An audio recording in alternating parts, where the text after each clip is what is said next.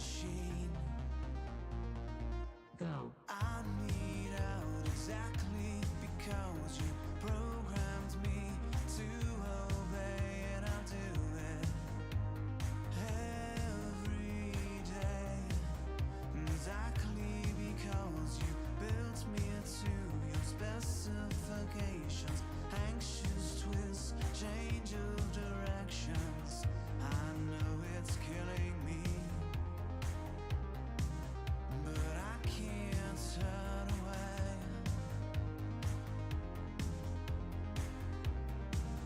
But I can't turn away.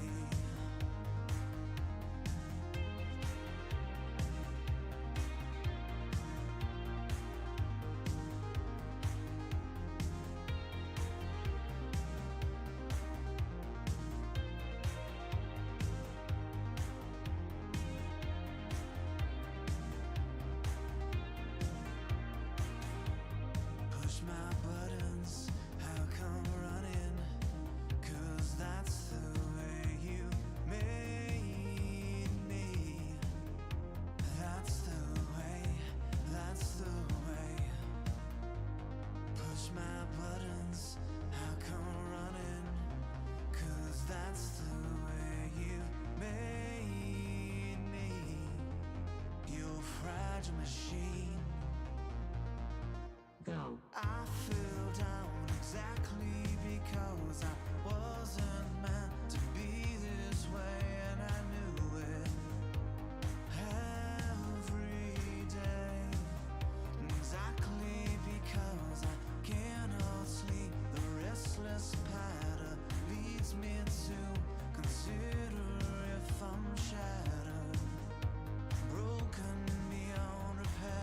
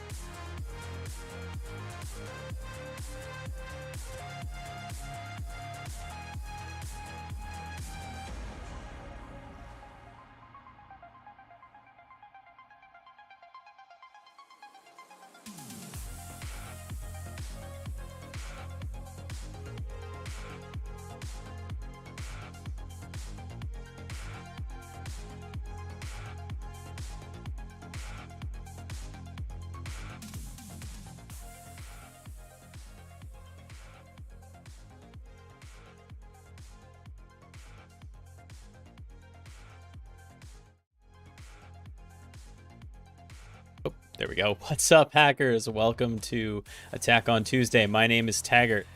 Tonight, we are getting back to basics. We have been doing some pretty crazy stuff on stream recently, and good friend of the stream, Gingerroot, reminded me that sometimes it's good to get back to the absolute fundamentals of the practice. So that's what we're doing tonight. I was hoping to do this room here, Flatline, which is a newer one from Try Hack Me. But if it doesn't actually come up in the next minute or so, we're going to have to pivot over to another machine. But the bigger point of what we're going to do tonight is we're going to go through something that is on the easier side, definitely, but we're going to do it methodically. We're going to talk about why we're doing what we're doing and how to do it well. Basics gang, exactly. We're all basic here. Good to see you, Husky. So let's see how this thing is doing. Yeah, nothing at all. So I'm going to run... Well, let's do exactly what we said we're going to do. So we're going to talk about this from the standpoint of standards and how to do an effective pen test, even against a single host, so that you deliver value for whoever the audience is for your pen test. Perfect timing. Hello. Good to see you, Al's people. Hope the stream went well for you. Welcome, everybody. We're just getting started. You're right on time. Matt, good to see you. John Doe, always a pleasure.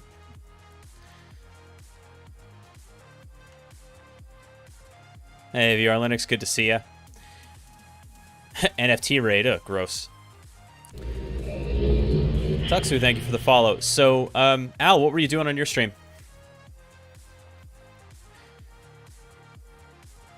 You start streaming as my workday is ending. It's tough to catch it.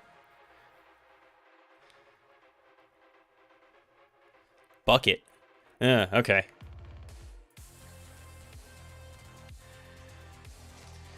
Al is pushing NFTs these days. Seems dubious. Sorry with the NFT raid. Disgusting. Disgusting. Strongly anti-crypto stance here on this channel. We were just talking about how awesome NFTs are, how we love them. Definitely not an MLM with extra technical hurdles. Yeah, that sounds exactly like something that Al would say. A very complicated way to bake the planet. So anyway, we're going to do some basics here today, but the idea is we're going to talk about how to do it professionally, how to do it well, even with a sort of simpler box, right? So the first thing that I want everyone to know about, if you're interested in this kind of work, is pentest-standard.org. It isn't the only document like this. It isn't the only source for things like this, but it is absolutely invaluable. I really like it, and it has helped me a lot as I was learning to create reports especially, and learn how to structure these things and figure out what I needed to include and how to not just kind of fill out pages, but actually do it in such a way that my audience is going to get value from the report, right? If I just spam vulnerability findings at somebody, that's not useful because they can't act on it and they can't understand it. So when you're describing your vulnerabilities, there are some things that you can do to make it a little bit more digestible. Of course, you also have to think about more than one audience, right? So the report is going to have parts for executive leadership that aren't so technical. There are going to be parts for management that are quasi-technical, but more about like, this is what you need to do now. And then there are going to be parts that are hyper-technical for the operators so that they can understand what the problem is and exactly how to fix it. Why is this not HTTPS? That's a great question. I wonder if it's because I just visited it over HTTP. They don't have an HTTPS redirect. Deep irony. Wow, that's interesting.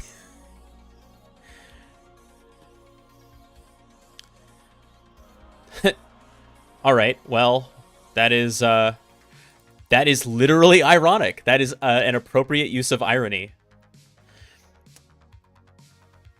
Irony. But despite the fact that it's not over TLS, robots.txt. We're not going to penteststandard.org. Yeah, ain't there. But despite the fact that it's not over HTTPS, which is very confusing, their subsections here are really excellent, talking about what you do pre-engagement. This is talking about scoping, super important if you want to do this professionally and, not get in trouble or sued or arrested. Important to make sure that your scoping is good, that you've got, letters of understanding, making sure that you have lines of communication, absolute clear understanding about when the test is going to take place. Yeah, definitely really important, really important resource. Then intelligence gathering, vulnerability analysis, exploitation, post-exploitation, and reporting. I think this is probably the highest value section here, where it talks about how to either qualify or quantify the risk of a vulnerability, and recordscratch.wave. For those of you who are prepping for intro security certifications like Sec Plus, one of the things, or even if you're going for a little bit more of a mid-career thing like the CISSP, one thing that I think kind of throws folks at first is the mixing of terminology between vulnerability, threat, and risk. And here is how we break that down. A threat is a source of danger. So could be a malicious actor. So it could be, a hacktivist, could be a nation state, could be a skid, whatever it is. The threat is the source of the danger. A vulnerability is a flaw in a system that can be exploited by a threat in order to cause harm. Okay. The risk is the exposure to threats via vulnerabilities. And so risk is a really interesting metric because sometimes you can quantify it. If you talk about what would the impact of a compromise be, you can maybe put a dollar amount on it. Sometimes you can't though. Sometimes risk is going to be reputational damage, which is impossible to quantify, or how long it's going to take to recover, and then you don't really know if you don't have a good metric on how long it would take to recover. You can't really quantify that. So in those cases, you can qualify your risk, saying this is critical, severe, right, moderate, whatever the risk happens to be in that case. And those can be helpful too, because even being able to categorize them like that allows your clients to prioritize what they need to address. Because if everything is a priority, nothing is. So you do have to gradate your findings to say, this is really, really bad. Do this today. Now come up with a 30-day, 60-day, 90-day plan for everything else. Which, by the way, that's still a little tongue-in-cheek because we know that vulnerabilities can stick around for way longer than that. Husky's got some analogies for us. Threat, the robber; vulnerability, your open window; risk, the possibility of the robber breaking into your house and how much damage it would do. Perfect. Absolutely right. Yep. Precisely. But it is important to note that those terms are not interchangeable. They mean different things. And it's okay when we're just kind of talking shop, but they definitely are going to mean different things on those exams. So make sure that you have those definitions dead set. Anyway, so this reporting section is really nice. It's not the cleanest, but it definitely gives you an idea of what you want to report on and how to structure your findings. So I've used some of these ideas for structuring in the reports that I've delivered, and not just to folks that I work with and for, but also for certification exams like the EWPT and things like that. So we're going to do a little bit of a lower level version of this today. That's Android stuff. Don't need that. Don't need that. We're going to do a little bit of a lower version of that today. Here's my favorite note-taking app, Notion, that we're going to use to take some notes on this room, or whatever room we end up doing if this one isn't actually up. Maybe it's just dead to ICMP. We'll give it a shot, but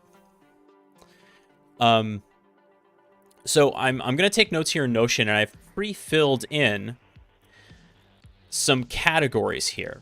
And what I've pre-filled in are recon, discovery, exploitation, remediation. Now, these are not the exact steps that you usually hear canonically for the pen test process, because you'll usually hear reconnaissance, fingerprinting, right, enumeration, exploitation, persistence, like pivot and escalation, things like that. I'm kind of combining that not only for time, but also because sometimes, especially when you're doing an active test anyway, recon and enumeration can end up being sort of the same. The reason that you split them up in general is because you want to distinguish between passive activities and active activities. But in this case, we're going to be doing the same thing. Couple follows. Thank you so much. Black Lotus, Century 7, and Equipolant. And Orthodox. All right, so we're going to start with our recon. We are targeting an IP system, so it doesn't mean we don't have to go like walk around a factory or anything like that. We're not doing a physical here, but we are going to have to enumerate this system. So how do we do that? I like to do it with my trusty tool called RustScan. Most of you know Nmap, and maybe you know RustScan if you've been hanging out on this stream. You won't know it if you only hang out on Al's stream because he hates Rust. But what I'm doing with RustScan is I'm taking advantage of Rust's incredible speed to do a quick TCP hit on every open port, or every potentially open port. If it's open, those are the ports that I then pass over to Nmap to do a deeper enumeration. So once I do a quick hit with RustScan, that gets passed over to Nmap with these arguments here. So doing a stealth syn scan, and I'm running every script under the sun on it because I don't need to worry about being stealthy here.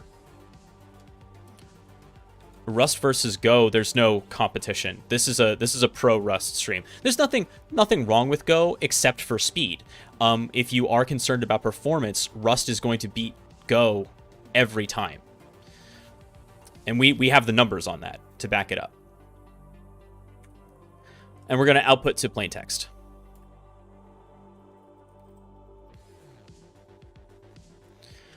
I don't know if this thing is up, because we're not seeing anything get hit. I think this might be a dud of a box.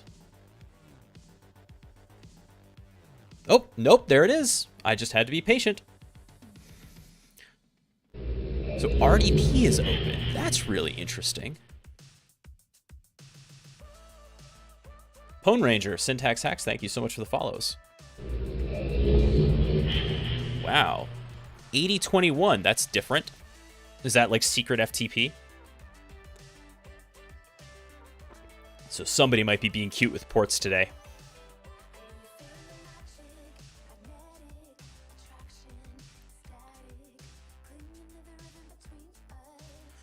Generous, have I prioritized Rust over Nim? Absolutely, I have. There's nothing. I don't have anything against Nim other than the fact that it had a showstopper bug that prevented us from continuing with it for Offensive Notion. It's a fine language.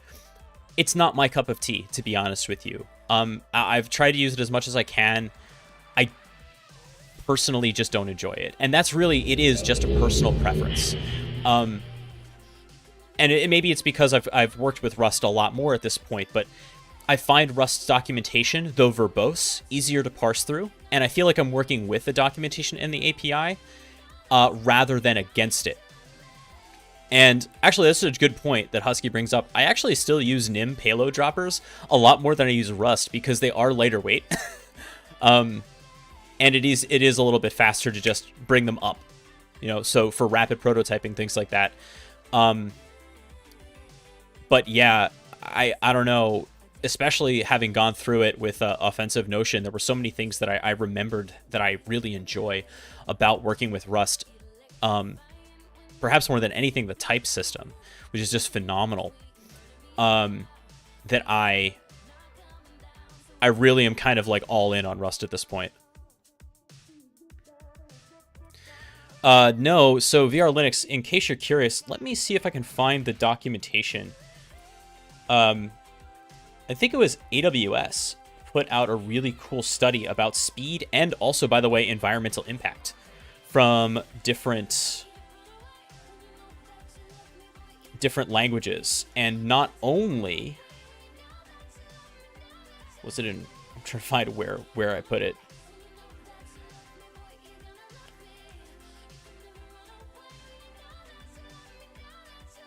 Somebody who's in the Discord can try to find that. Oh, nope, nope, nope, nope. Found it, found it, found it. Here it be. So this was a study about environmental sustainability and environmental impact based on different programming languages and how energy efficient they each were. And so this was kind of like, this was the breakdown. Let me zoom in on that a little bit. So you can see here that this was like the energy usage, with C being the control. And Rust was not only the next most efficient, but also the next fastest in terms of computational time. If we look for Go on this, it's down here, more than double the computational time. And in terms of energy efficiency, it's actually more than triple. So as a matter of fact, it was so fast that when Discord actually switched, Discord wrote a little article about this as well, that when they switched from having their backend API between Go and Rust, it wasn't just... I think the image is better on the AWS article. It wasn't just that it got faster, it got, zoom that in, an order of magnitude faster. If you look at here, this is Go on the left-hand side, response time in milliseconds and max mentions in seconds. Switching over to Rust, microseconds and milliseconds. So you're talking about an order of magnitude here. Pretty significant. I'm sticking with Pascal then. I mean, hey, if you can do it.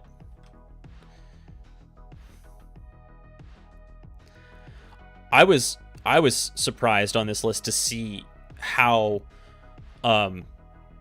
performant Haskell was, really, all things considered. Pretty amused at that. What's the third row? The third column here, this is memory usage. So Pascal's using the least memory. On the other hand, I'm trying to make hello world in exponential time. Awesome. Okay, so let's see. We got 2 open ports. And there's like nothing going on. This host seems down. Oh, but that's for ping.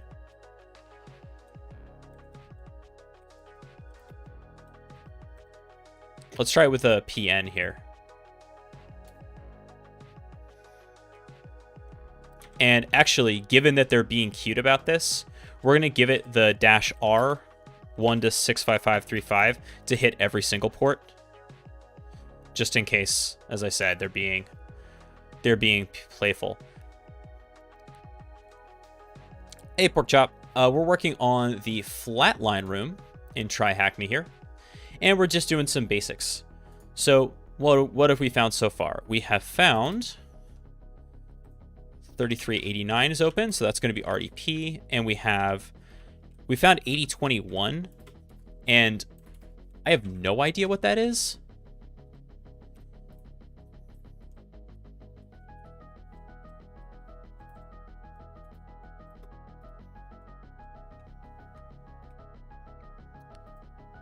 Just get out of the... There we go. I have no idea what that is, but I have a feeling it might be FTP, so we're going to try it anyway.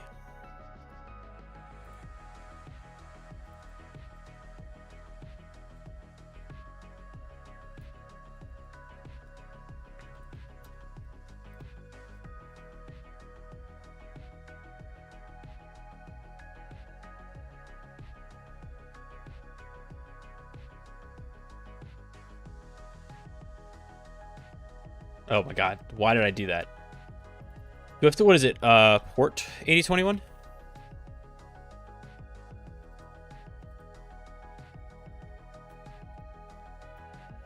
I thought it was FTP like this.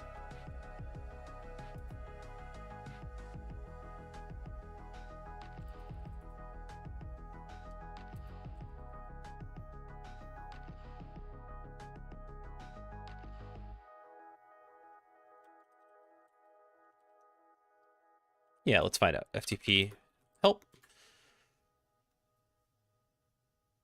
Mm.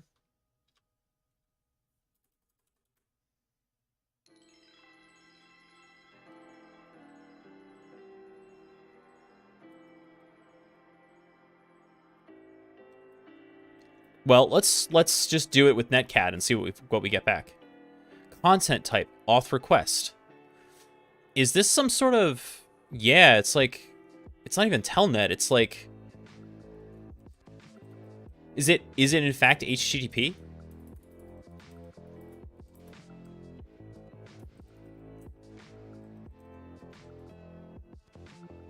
It is. Yeah, I think this is some sort of custom thing. This is an easy box?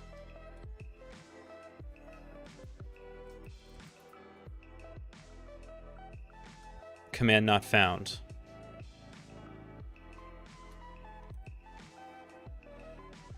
All right. I have never seen this before, so let's look that up. Yeah.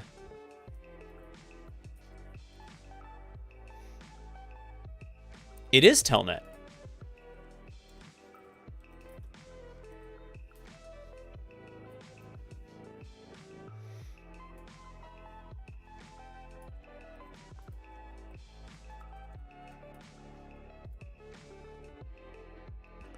There it is again, content type auth request.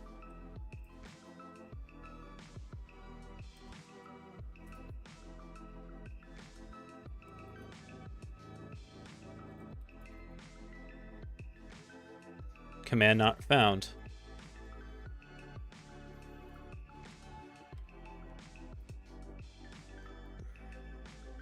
Free switch event socket command execution. Okay, so it looks like there might be an exploit for it. That's, you know, interesting.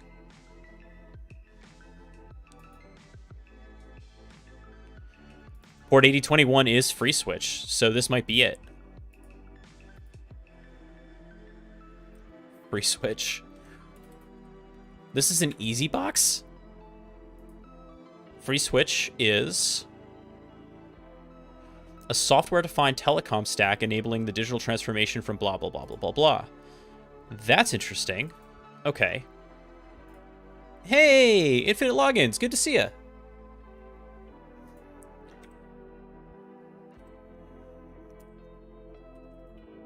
Okay. So let's see what we got here. Let's, our nmap finished. So now we have some more information. Obviously, we have 3389. We have, it's got a host name. That's great news. We can add that to our notes.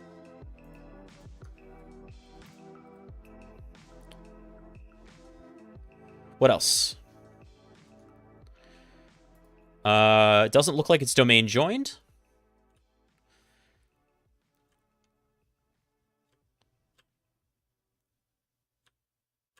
Okay.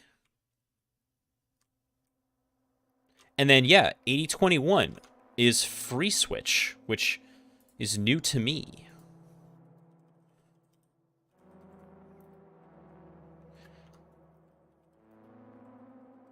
So it's a telecom protocol. That's kind of interesting. Now, if we wanted to, we could probably go research the RFC for it or whatever and kind of learn how to send it information. 8-bit Oni, you're not wrong. It does have to do with telecom. MDS Ubuntu, thank you so much for the follow. NVR Linux and Stimpsor, thank you so much. Resources. Debian instructions.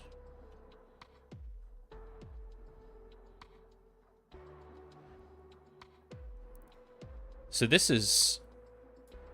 So there's a free switch CLI. Interesting.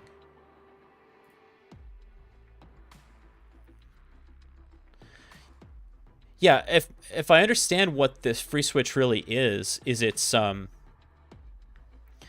yeah, software-defined telecom stack. Basically, it allows you to turn anything into a SIP node.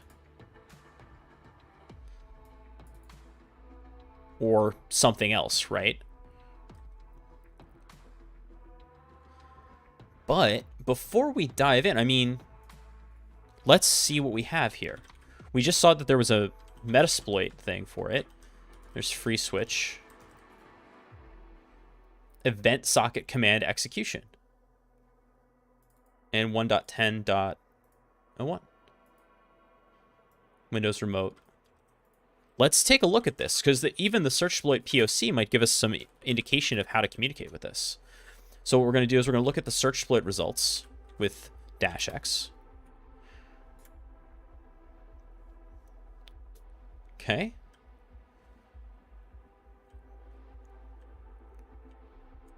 Apparently, if this works, we just get system. That's kind of wild. Nice that it's in Python 3. You gotta love that.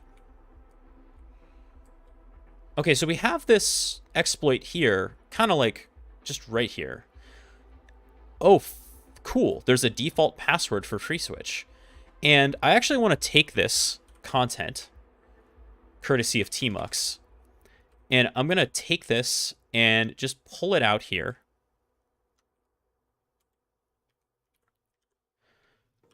And I'm going to vim exploit.py. Maybe fs exploit for FreeSwitch. Okay. And then I'm going to paste that stuff in. Again, thank you, Tmux.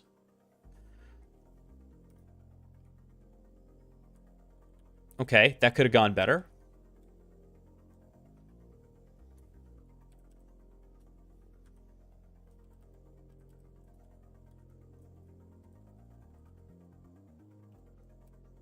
Whoops. Actually, yeah, that's good. Got to clean up this indentation here.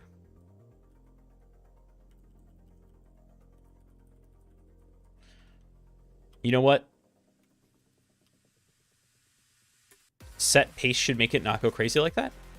Tell me more. I'm always interested to learn.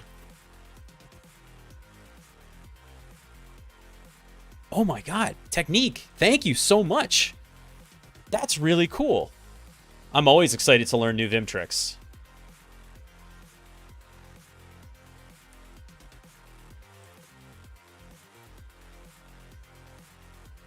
Put Vim in paste mode. This is useful if you want to cut or copy. This will avoid unexpected effects. Setting this option is useful. Yeah.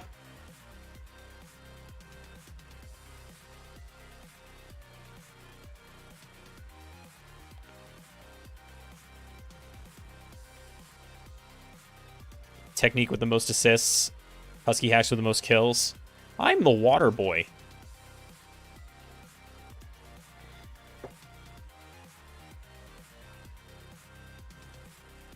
All right, so let's take a look at what we're getting here. So not even using request, just straight socket. Send bytes auth, and then so auth and then the username password, or yeah, auth and then the password, and then if we get okay accepted, I want to try to do this kind of without the exploit first, just to see it. And let's also make some notes here. So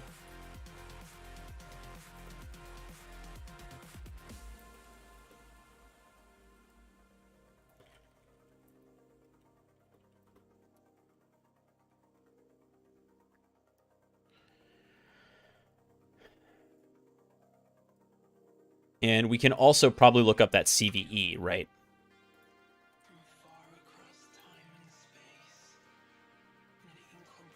Thank you, ExploitDB. Do you have a CVE for me?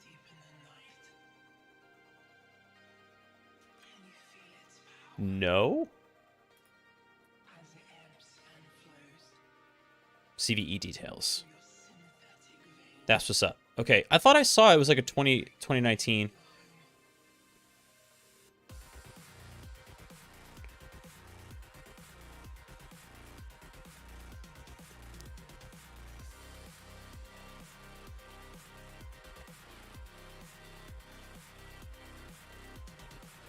Does the Metasploit module have one? It should. Incredibly, it does not.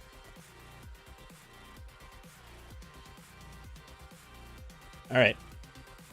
Generally speaking, you would want to try to report the CVE with anything that you find, but I guess that's not available for us. All right, let's try this exploit. But the first thing I want to try is actually using netcat straight to hit this thing and see if we can get, what was it, 8021? So if this is working, right, we should be able to do auth, and then cluecon, and then 2 returns, and we're in.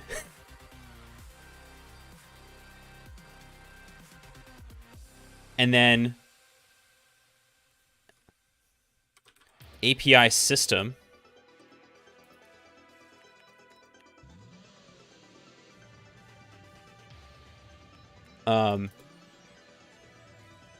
Who am I?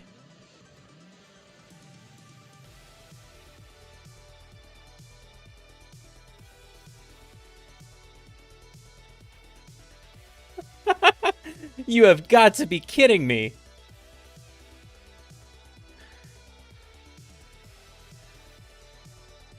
Okay. Okay.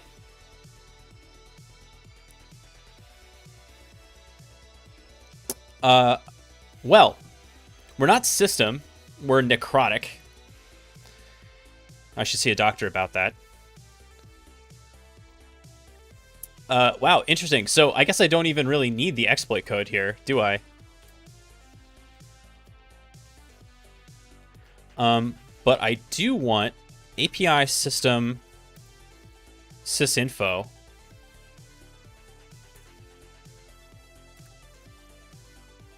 What's this going to do for me? What kind of a thing? Error, no reply. What is it, system info?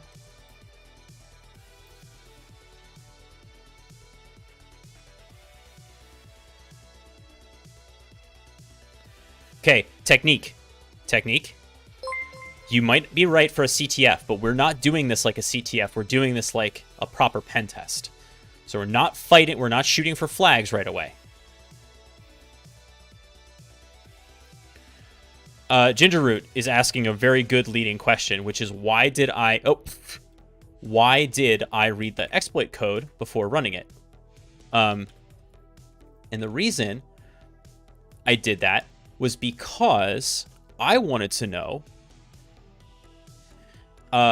what the password was and how the protocol actually worked. And because I was able to just read what it was sending here, since I had the netcat socket open, I could send the same thing without running the Python code. I still could use it, but since we've got this netcat thing going, like, whatever, right? So anyway, now I've got system info. What do we have? It's Windows Server 2019. Any guesses, chat, as to why I definitely wanted the... By the way, we need to collect evidence of exploitation here.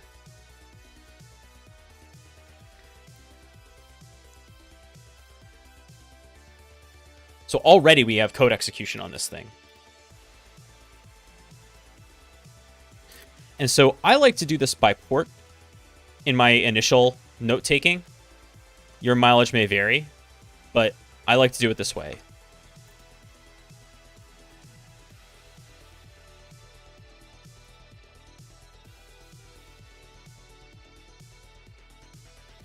So I'm saving my screenshot so that I can use it later.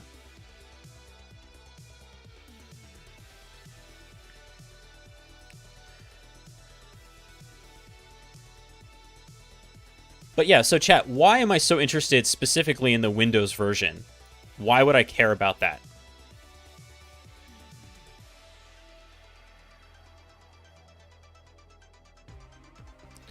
And Matt, thank you so much for the tier 1 sub to Infinite Logins. Appreciate that. For possible Privesk, absolutely. Kernel exploits, maybe, might get there.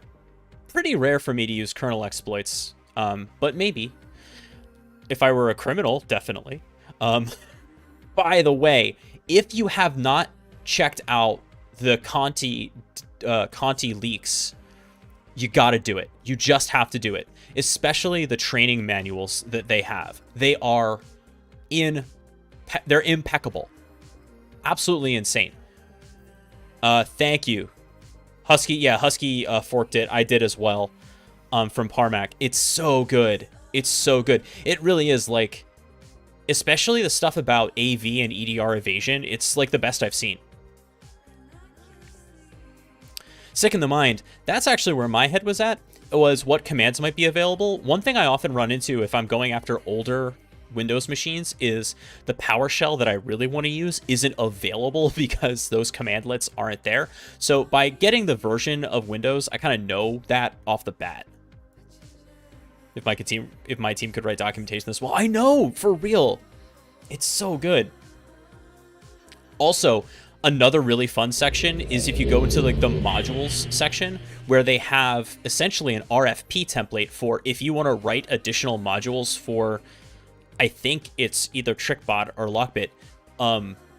Like this is how you have to do it. It has to be a Visual Studio project. It has to be 2015 or newer. It has to have, it has to compile to a DLL. It has like all of these great specs to it.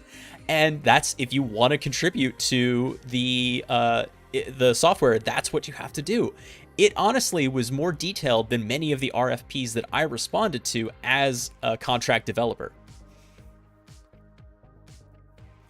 The Gray Halibut, thank you so much for the follow. Okay, so we have this thing. We know it's Windows Server 2019. We know that the API system is running these commands. I would presume that it is running them over like cmd.exe. Exactly, Technique. Exactly. So what I'm going to try for is something like that. So the first thing I'm going to do is, just for sanity's sake, I'll host 10.13.7.20, set L port, quad 8's fine, and the payload's actually good. What I'm going to do is I'm going to use a Metasploit to just make my life a little bit easier here. If there is, in fact, AV running, I could find that out.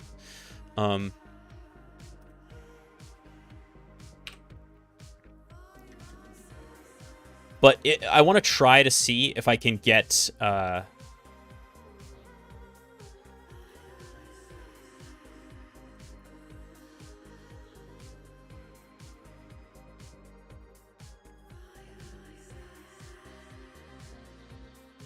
yeah, let's run task list real quick and just see if we can identify if there's something we don't want running. So as API system task list.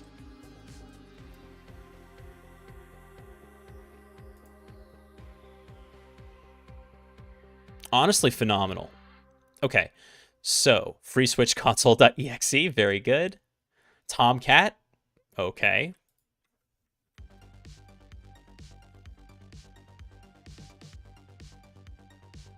MSMP engine, yeah. And, yeah.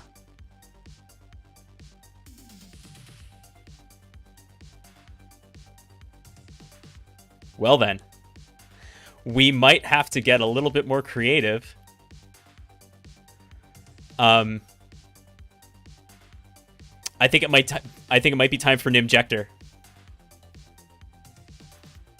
So much for beginner. So what our concern is, for those of you who aren't following, what our concern is that it appears as though Defender is running. Get MP computer status.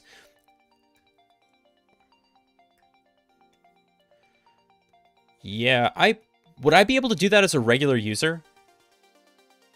Yeah.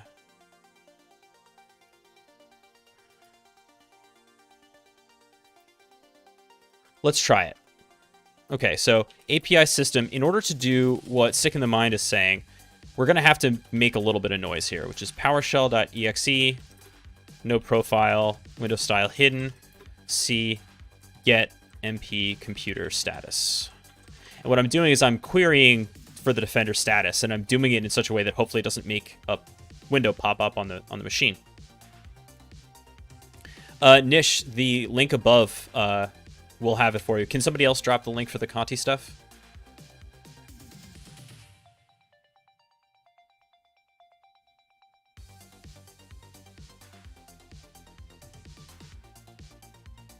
Thank you, friends.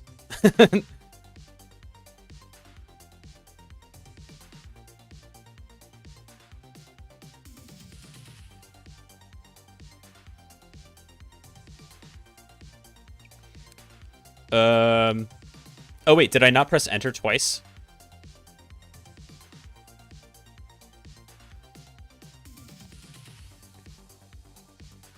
Yo. All right, so we are dealing with Defender. Behavior monitor is not enabled. Antivirus is enabled.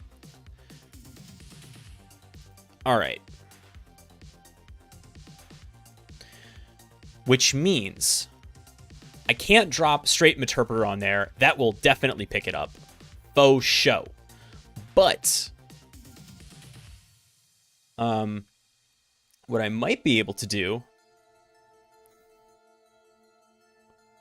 I mean, I probably could use Offensive Notion. Wait, no, I can't because it's not connected to the internet. Damn. If this were a real machine... Does it say real-time disabled? Real-time protection enabled. Oh, you're right. Good eye, sick in the mind. Yeah, okay, so actually we should be good. Okay, cool. In that case, what we're going to do is we're going to build out a Metasploit payload. So we're going to use the Metasploit framework mainly because it is easy to use, it comes pre-built in Kali, and it's a great... I feel like even today, depending on how you build out your payloads, it can still be helpful and relevant. You just have to be a little bit more careful with how you use it. And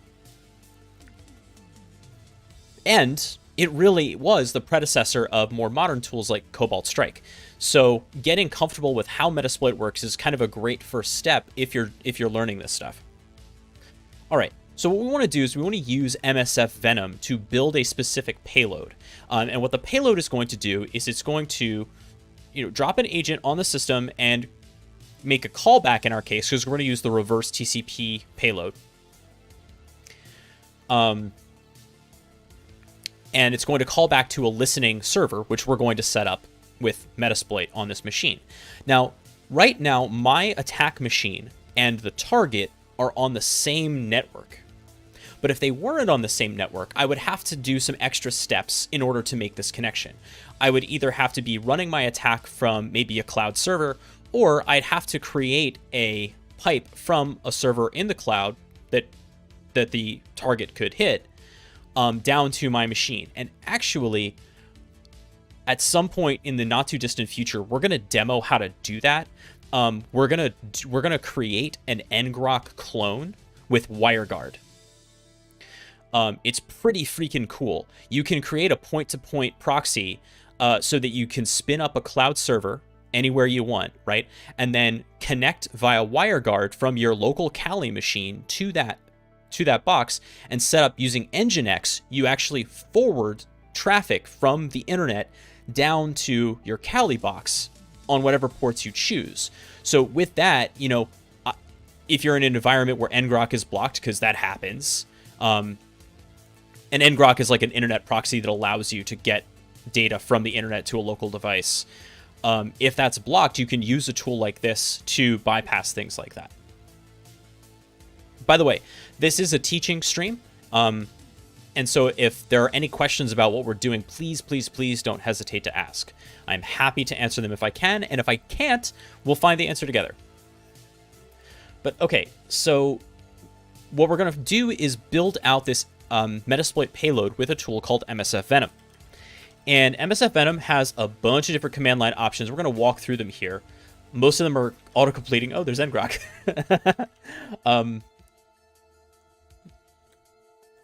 This chat does know everything. This chat is 200 IQ. So the first one is -P. That's the payload. So we're going to do Windows. It's 64-bit, x64, I should say. And then it's going to be Meterpreter reverse TCP. You will sometimes see Meterpreter /TCP as well. There is a difference. The slash indicates that it is a staged payload, meaning the initial dropper is smaller, and then there's a second stage that brings everything in. The stage list payload is bigger, but generally speaking, has a better chance of not getting caught. Now, Defender is not live; it's not armed in this case, so we're not as worried about that. But I've definitely found situations where the reverse is true these days, where I have to use a smaller initial payload and the staged payload is what I use. So try both of them if you're having trouble with one. My format is going to be not ELF, but exe. My output is going to be mt.exe. Thank you, Husky. Yes, TCP is unencrypted. So right now, we are using an unencrypted traffic channel. We can set up HTTPS if we want. It's a little bit funky with certificates if you don't have a properly signed certificate. So that is the real reason I'm not doing it for this. The L host is what our listening server is. In this case, that's this machine, which is 10.13.7.20. That's the IP address from TryHackMe.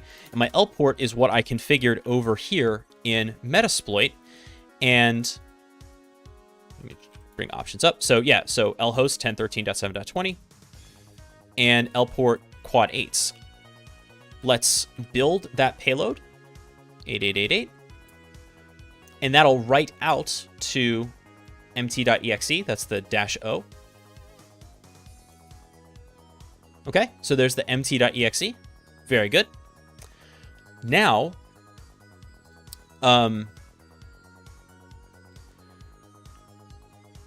we're going to download it to the target system and run it if we can.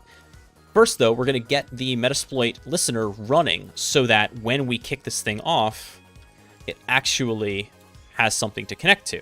So run-J runs that listener as a background job. And I'll also note that what I'm doing here is I'm using the exploit multi-handler module in Metasploit. So when you start Metasploit, you can go to use exploit multi-handler to set this up. And there are lots of other ways to deliver Metasploit payloads. One of them that I know Husky likes a lot is the web delivery. Why am I not using that? Here's one reason. Right now I'm going over an I don't know how stable telnet connection. So I don't want to send a gigantic PowerShell blob on that just in case that's going to do something that I don't want.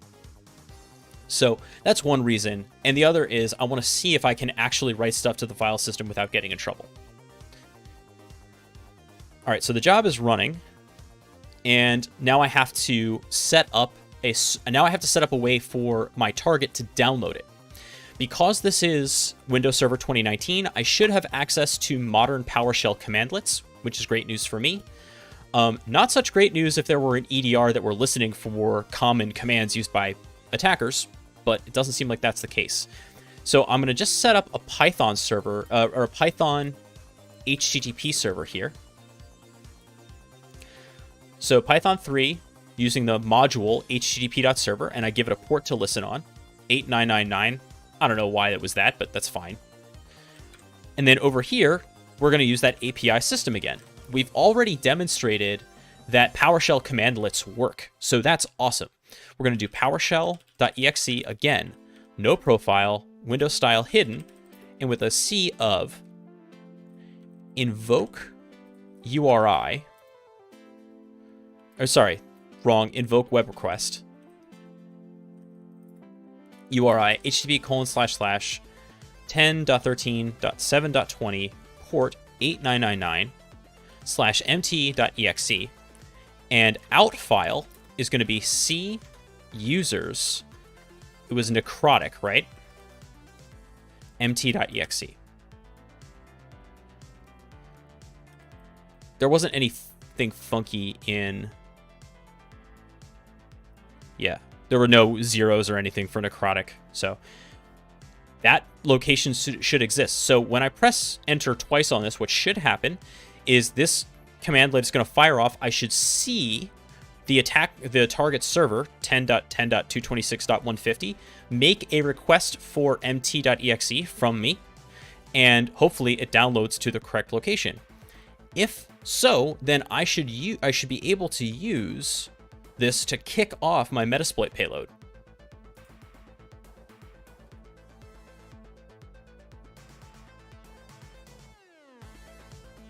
There it is. Okay, there was no reply, but we definitely got it. So let's try this. API system, C, users, necrotic, mt.exe. And if this works over in our Metasploit window, we should see a Meterpreter session open.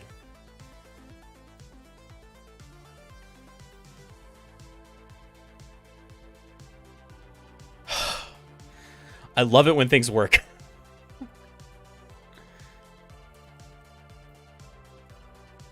Okay.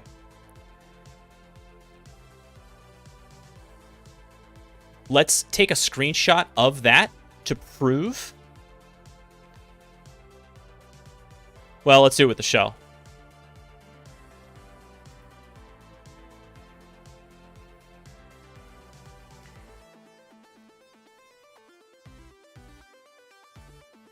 Ooh. Okay, great. Oh, yeah. Who am I? /periv. Okay. All right, we have ourselves a shell. We're going to take that screenshot.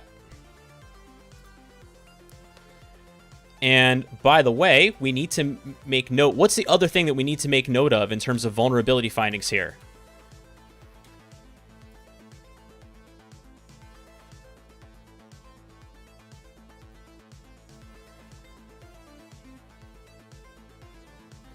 That's right, AV be sleeping.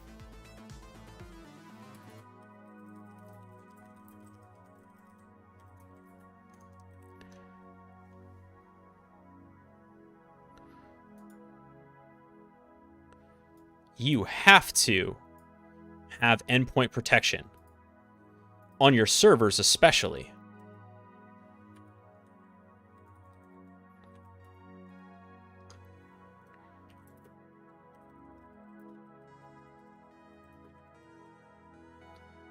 We can't enable AV because that will break software that we rely on. You know what? So will I.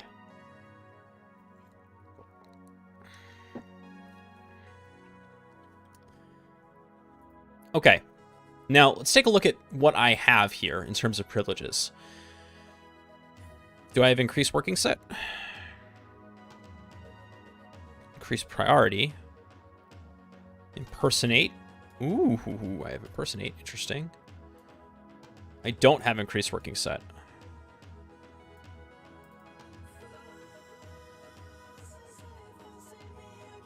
Okay. I feel like impersonate might be the way we're going here. But we'll see what happens. Create global objects. All right. Well, we have some more enumeration to do on this thing anyway. But we are playing a CTF, sort of. So let's see if we can get that flag.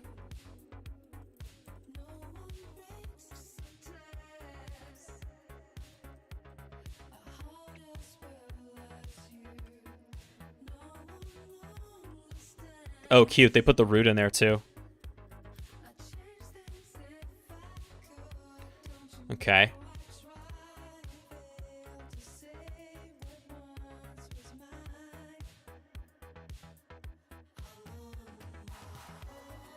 All right, so we got the user flag.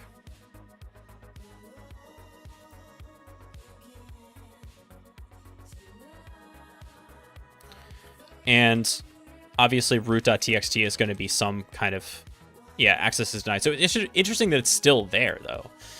All right. Now we're into Windows privilege escalation. So let's see. Lots of ways we can go here.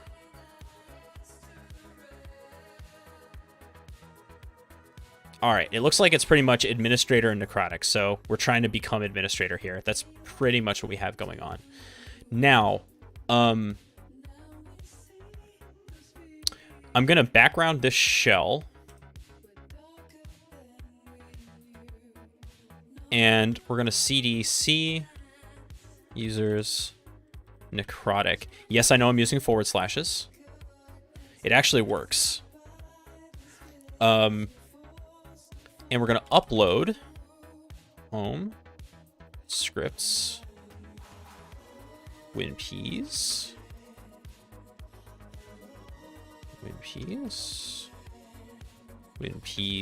exe every freaking time. It's like binaries x64 release WinPeas 64 exe. Yeah, this is Windows Server 2019. The command is already running from the elevated command prompt. It might be. I don't think it's running with... Well, actually, we'll find out in a second. So channels, or channel.-l, okay. Channel interact 1.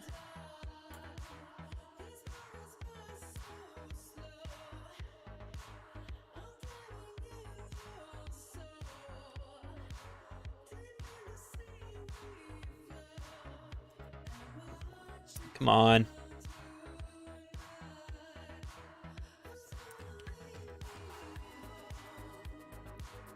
That's taking its sweet time.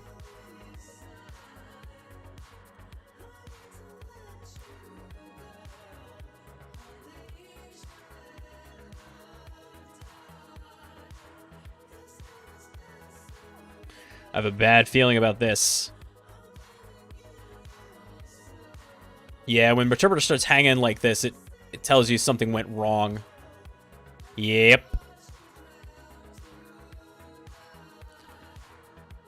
Something went awry here.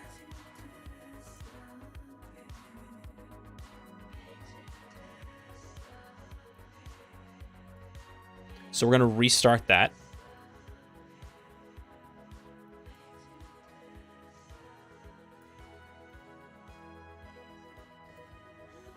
I hope. That may not work. We might have to restart the netcat thing.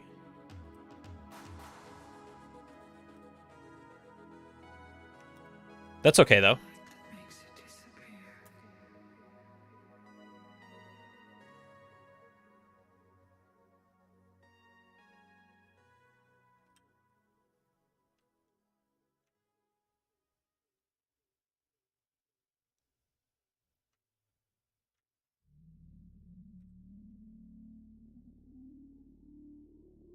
I have a very bad feeling about something.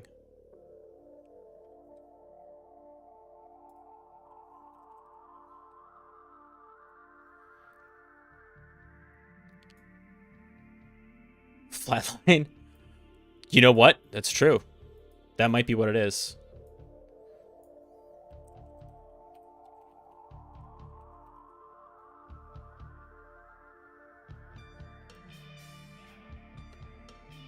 But I'll tell you what else. I'm looking at this timer. It was actually under an hour because JavaScript seconds are not like real seconds. And it's a Windows box. So I think we just got try-hackme'd.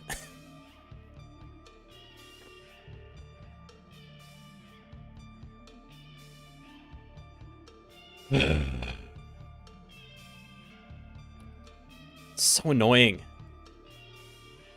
Like, just tell us it's an hour.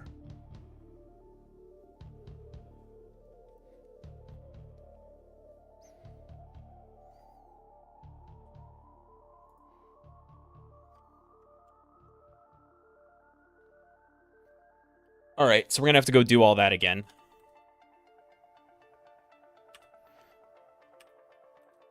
What's on your mind, Sick?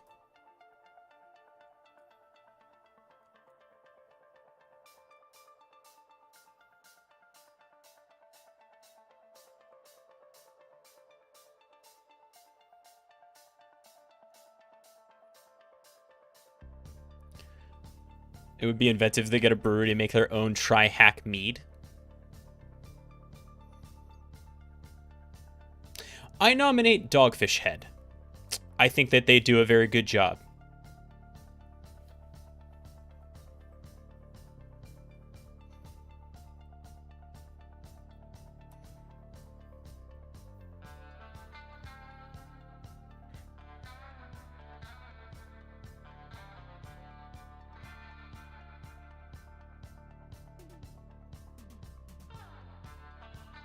Now, it does say that this thing would be slower than normal to boot up and carry out operations, so we'll give it another minute or two. Let's, probably do it else. What else are they going to do in Delaware? I don't know, avoid taxes.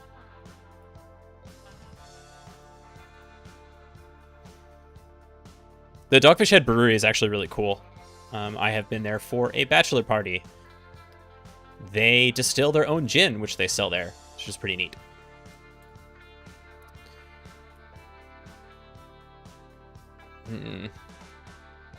Might miss the East Coast.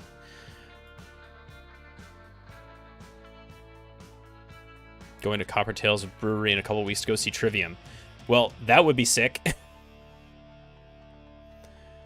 All right, what else do we need to talk about here? So we found 3389. We haven't done anything with this. We did find a user, though.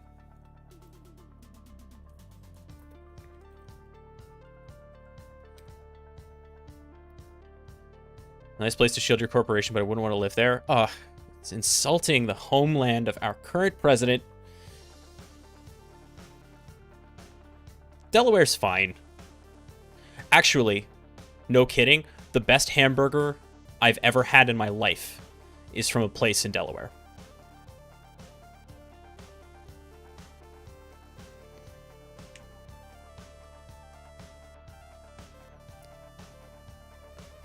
Shout out to the Charcoal Pit on Route 202.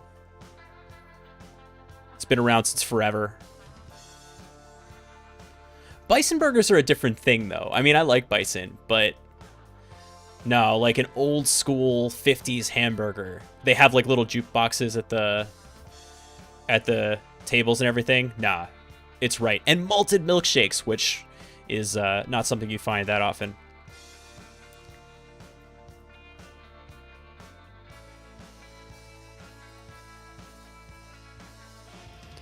Yeah, but I'd have to be in Florida, which...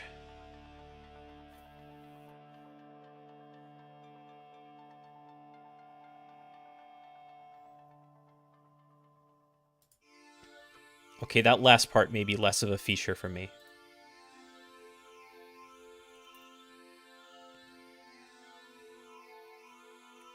All right, let's see if this thing's up. Great. Oth Lucan.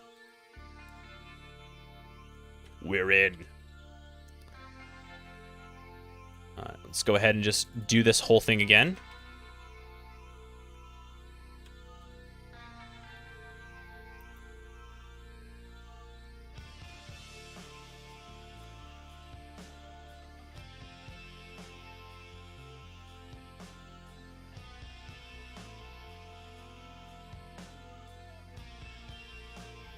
We should see a 1010 126 164 on our HTTP server here.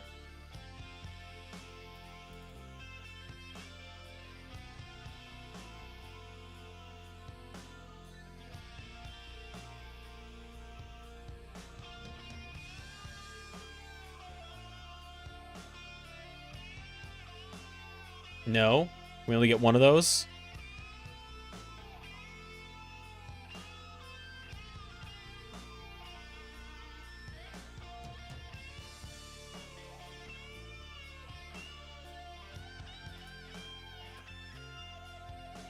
I know I pressed enter enough times.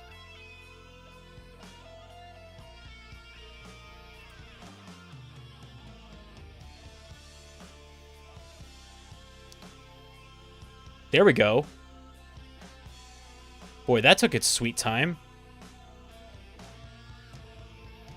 Okay, so here's another thing. The Try Hack Me rooms are under-resourced criminally. I was this close friends to firing up the lab and doing stuff just in our own environment tonight. This close to doing it, just because I was like, I don't feel like fighting with Try Hack Me or Hack the Box. And you know what? I think after next week, we may be honoring that instinct more and more. Because, I don't know, I feel like something has flipped for me where there's definitely important instructive value in playing the game of Try Hack Me. But I feel like we actually can do better explaining a lot of these concepts outside of the constraints of that environment. So, John, I think that the Windows rooms are glitchy. I mean, quality control notwithstanding. I think they're glitchy because they're under-resourced. Because I think, you know, if you give one CPU to a Windows machine and like 2 gigs of RAM, it's gonna choke. All right. API system.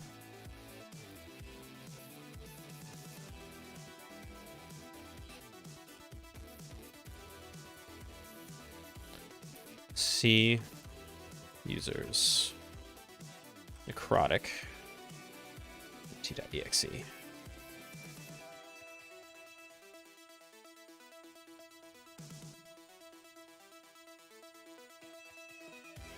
I'll go for a sandwich, and when I come back, maybe I'll have a interpreter session.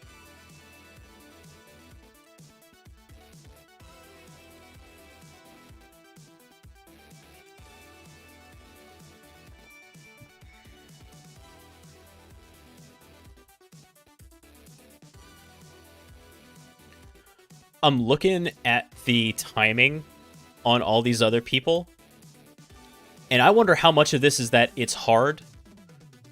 Yeah, or how much is it that the room just kept dying?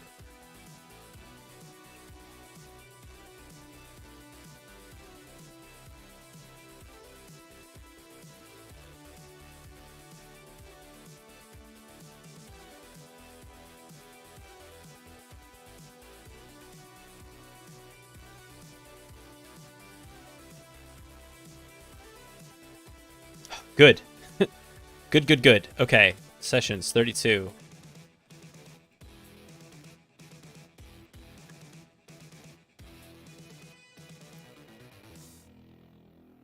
Oh, but actually, what I really wanted to do was... There we go. I still wanted to upload WinPeas. I still wanted to do that.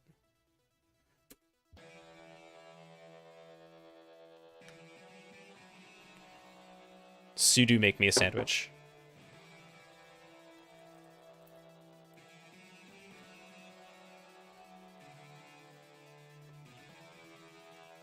That's an XKCD reference for the fans.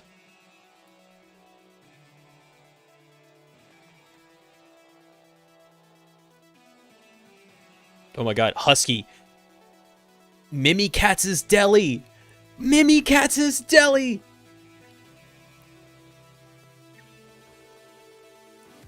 Pastrami on rye.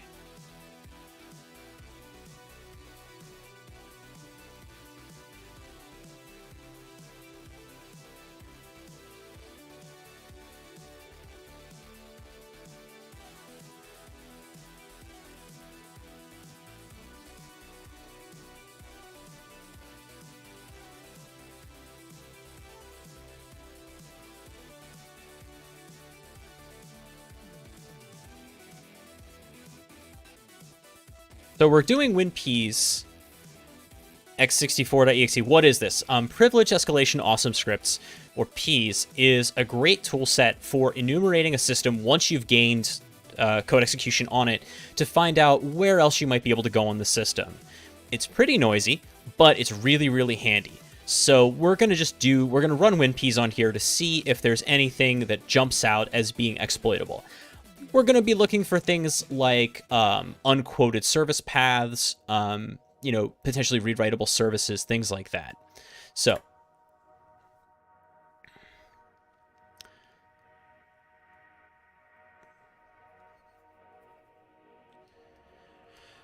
Sick of the mind. I did see the article about Putin's yacht getting hacked. I have to tell you, the ability to mess with AIS, I don't think is getting enough coverage. Messing with AIS is a big deal. If you can make ships appear where there aren't ships, that is pretty wild.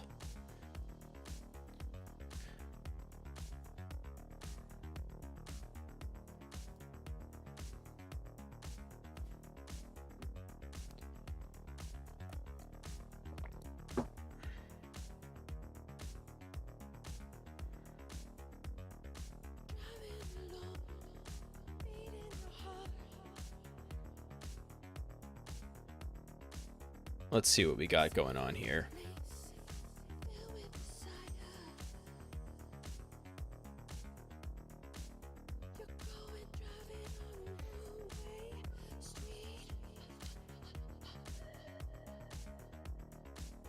All right, so here we're doing some service stuff.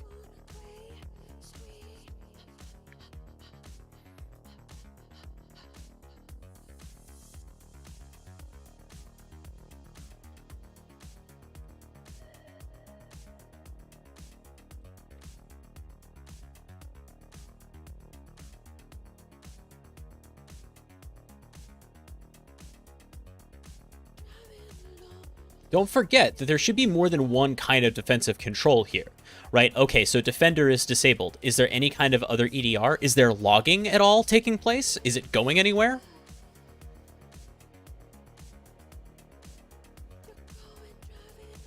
Do we see any of that? Administrators, administrators, administrators.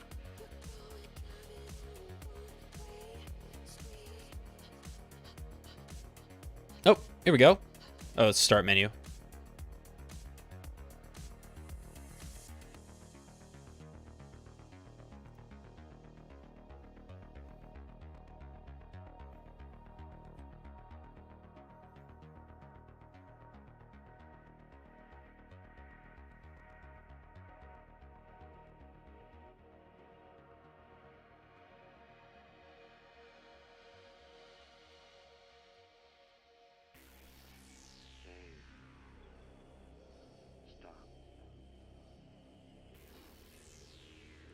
I wonder if we're looking at something like Print Nightmare for this, depending on when it was patched. Print Nightmare would be an easy move for this one. Ooh, or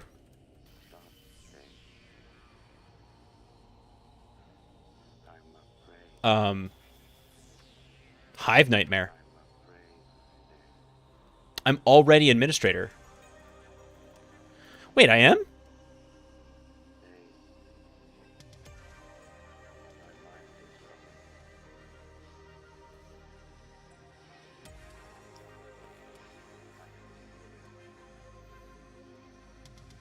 Next THM box is going to have CrowdStrike, Falcon, Proofpoint, Dark Trace, Zscaler, and a sock full of Battlehard analysts.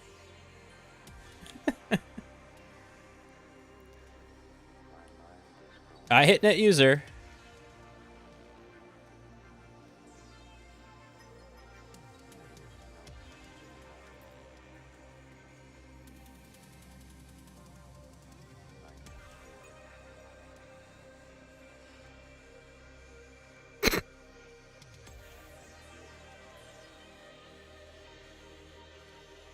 Well, okay.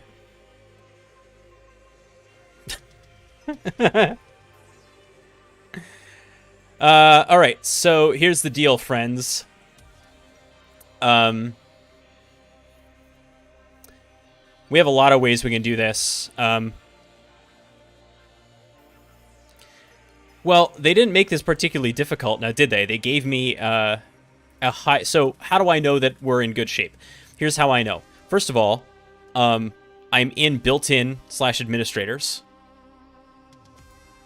And also, there's another group here that is important, and I want Husky and I were talking about this the other night, but does anyone else know what the other group is in here that you definitely want to see? Even if you are in administrators, you want to see this other group in here just to be sure you have the powers of the admin, that you're running in an elevated context. Don't guess. If you know, say it, but if you don't know, don't guess. Technique. Got it. The last line. So we're in a high integrity process, which is, put another way, an elevated shell, right? We're running as admin. If you see this, you're good. To show you what it looks like on not that, this is just my machine, and it's not elevated, right? You can see that I'm in a medium context by default, right? Because I'm not running this as admin, even though I'm in built-in administrators.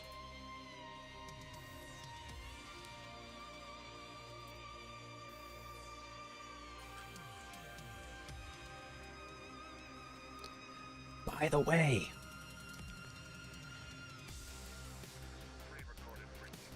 I know for a fact that these kinds of who am I runs are easy catches for EDR. So if you can avoid them, do it. Because there are a lot of detections that are literally looking for who am I /priv, who am I /groups, because it's one of the first things that people would do when they hit the box.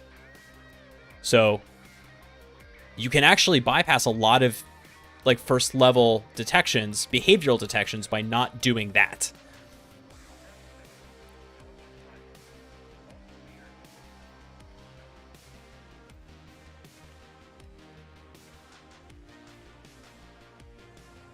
Gets all your looking content leaks to find another way around using who am I. Not even wrong. It's absolutely true. All right, so I think I'm gonna, since we already have the mt.exe on here, we're gonna background this for a second.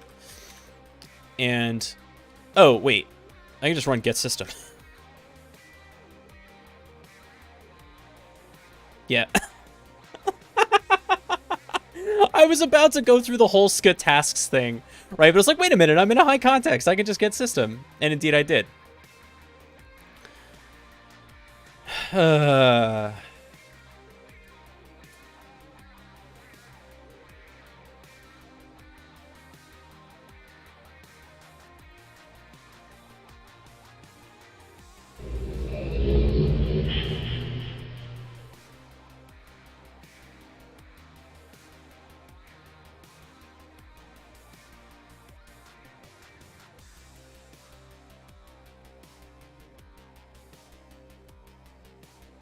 All right, so what we're doing now is we're running to see if we have any.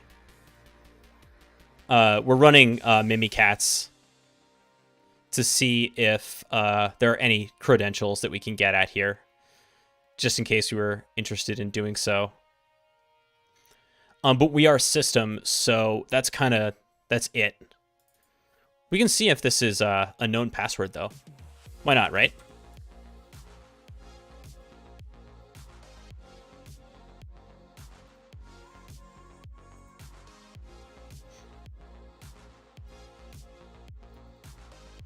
Just empty?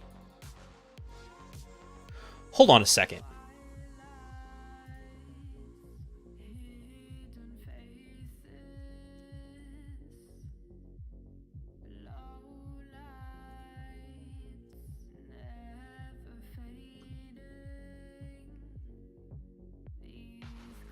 Okay. Yeah. I mean, RDP is there, though.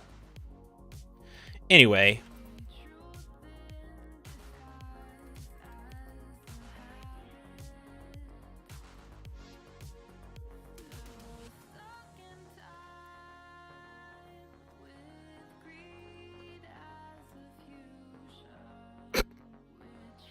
Since we're system, we were able to read this.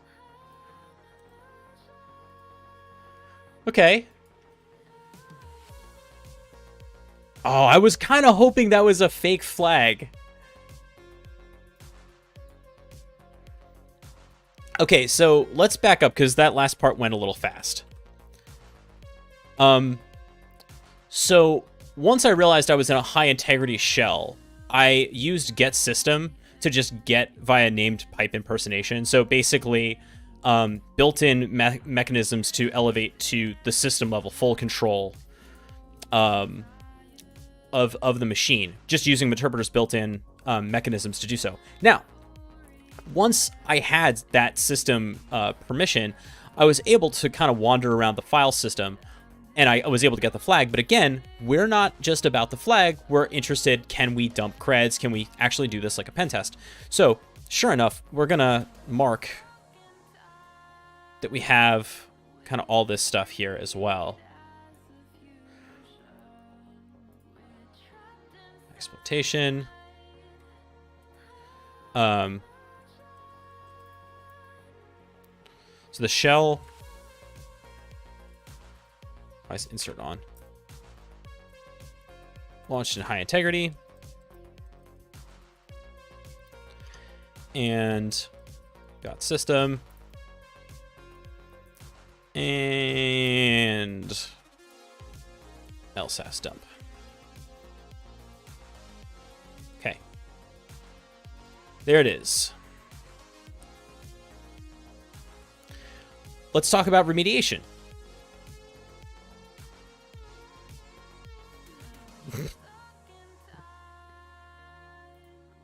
Oh yeah, I guess we'll screenshot getting root.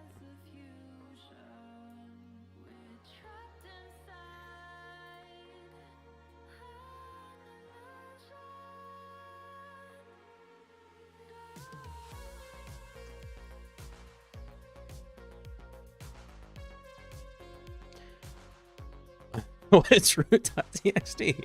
Who put that there? And with that, we can add not the bow.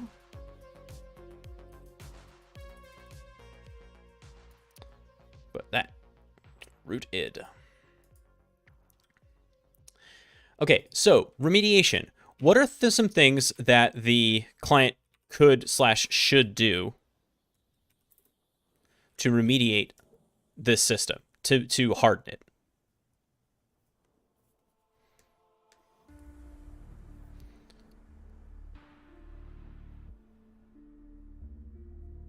In terms of priorities, too. What's kind of the first thing that they need to do?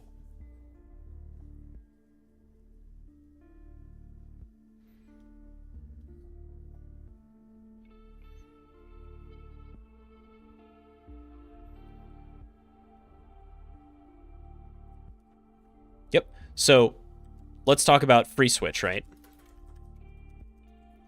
It should be upgraded. It should be updated so there isn't that going on. And not default password. Like, the real problem there was that it was the default cred. Non-default creds. I can't tell you how many weird Internet of Things devices I encounter that have default creds that people don't think of as computers, but in fact are, and present pivoting and persistence opportunities for Linux dorks like me. Especially Linux dorks like me. But in this case, it was running, as Technique said, should not have been running as a high integrity process.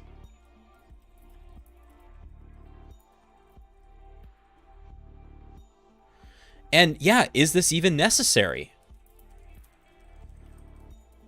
Does it have to be on the general network? I'll tell you what, as a network engineer, my first thought is, if you've got VoIP stuff or telecom stuff, that, for a lot of reasons, should be on its own virtual LAN. It should be on its own VLAN. Not only because you don't want to have access to it from the general network for security reasons, but also when you're setting up that network, one of the things that you do is you can configure what are known as quality of service rules for the VLAN. For VLANs specifically, I should say, and you can set up that VoIP basically gets top billing in your quality of service. And the reason why you would do that is that you never want the phone call to drop, right? You never want the phone call to sound bad. So the packets that are on the VoIP VLAN get priority for routing when there's congestion in the switch. So there are like good network design reasons to get this thing off Yep, exactly. QoS, quality of service. There are good network design reasons to get this thing, if it's necessary, off the general network as well. Windows hardening. Run Defender. Just like, it's free. It's free. Just do it. Run Defender. You can just have it. I'm not even Defender for endpoint, just Defender. Yeah. Enable those features. All right. Captain Pedantic. Yes, it was running, just disabled.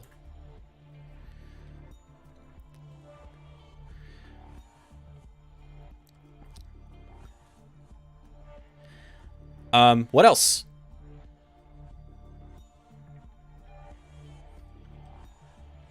This is my personal favorite refrain.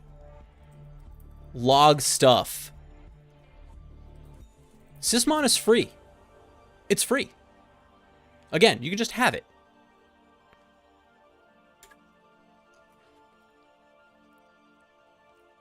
Local admin. Also, yeah, why?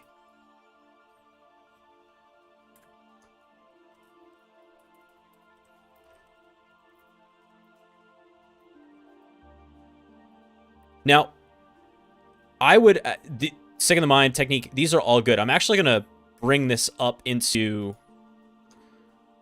kind of like Windows domain hardening. Kind of a different category.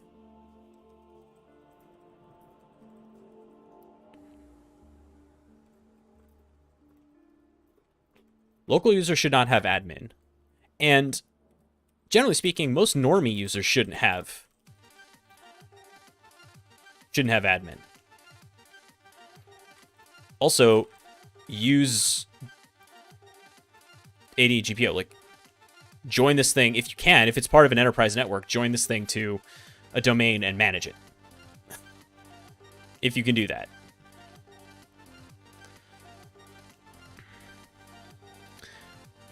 So these are some pretty good recommendations here for hardening this system and considering how you can improve. Of these recommendations, what do you think is the most important and why?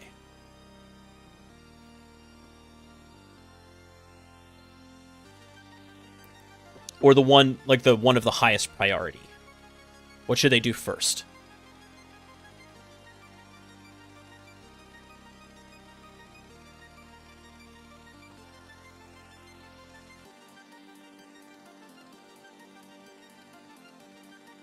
Sar says, set a password and drop privs on the API.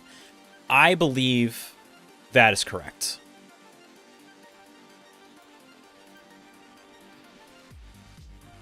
Depends on the extent of their logging issues. I think from an enterprise standpoint, that's probably right. The exigent threat here, though, is being posed by the free switch thing. So I would say that is probably a crit, right? Fix this now. And yeah, don't run it as admin. For the love of God.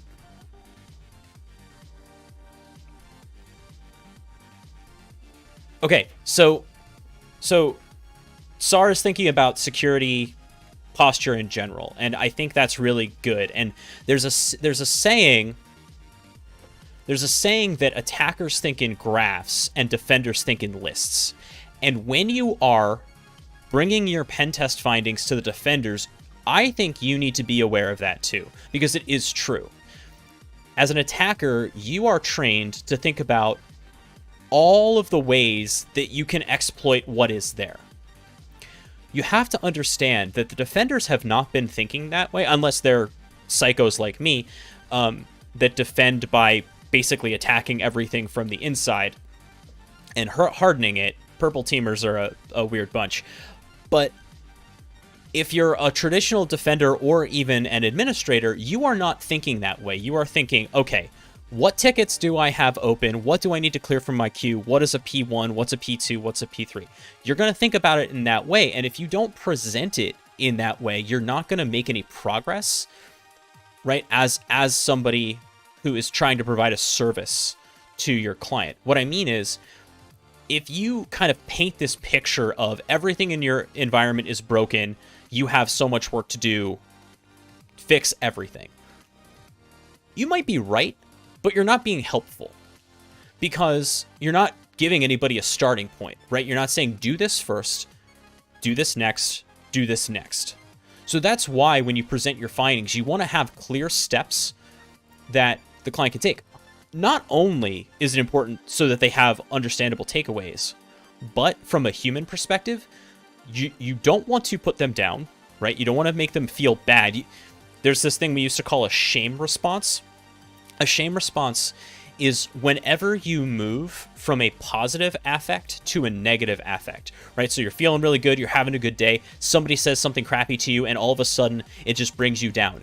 Isn't that like the worst feeling in the universe, where you're like, a whole mood gets ruined because of somebody else? And usually what happens after that is you'll respond, that the shame response will take a couple of different shapes. Some people attack themselves, some people attack others, some people like internalize, they'll close up. But I'll tell you what a shame response never is: productive. And the reason I bring up some of that behavioral stuff is that if you are presenting findings to a customer or a client, or even your colleagues, if you're an internal tester like me, you have to do it in such a way that they feel valued and they feel like they are partners with you in securing the environment. If they feel like you're attacking them, they will shut down, not hear what you're saying, and really not be interested in working with you again, and certainly not interested in taking your advice, right? Because even though it's like technically the right thing to do, they're not going to be inclined to agree with you. So when you're presenting your findings, you do have to kind of massage this a little bit from the, oh my God, everything is broken, patch your stuff, to the, here are our opportunities to improve. Here's the most important stuff that we can do first. And here's the next most important thing, right? So non-default creds, I think in this case, is like the first actionable item, right? Because they can fix that today. They can fix that like before the meeting is over. Somebody can change that password, right? Don't run it as admin. Can you run the service as a normal user? Is this still necessary? I like this.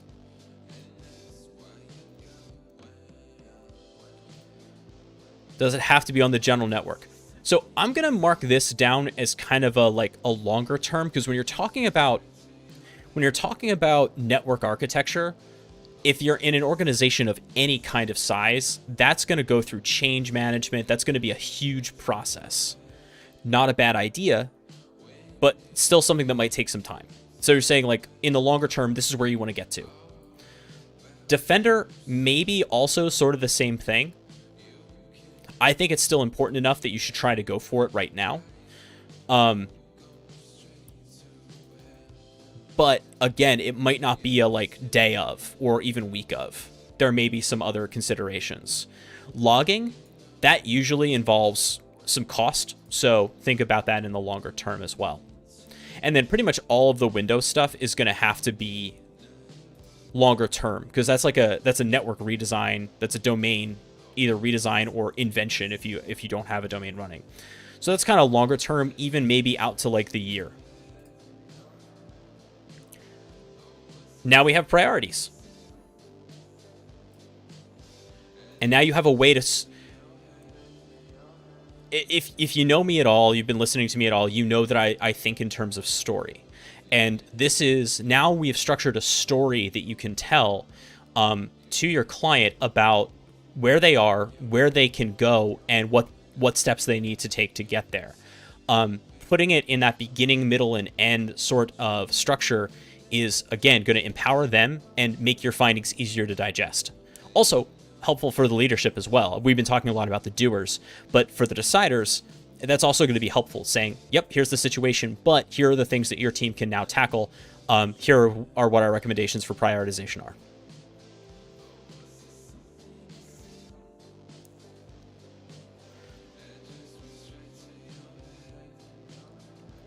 Any questions before we close this one out?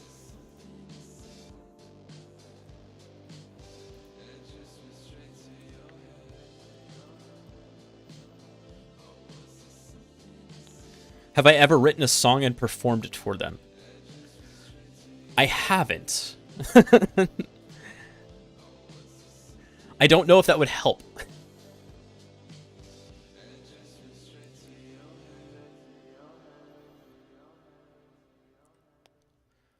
Spicy or mild? It depends. Indian food, spicy. Mexican food, I don't know why. I can't do it.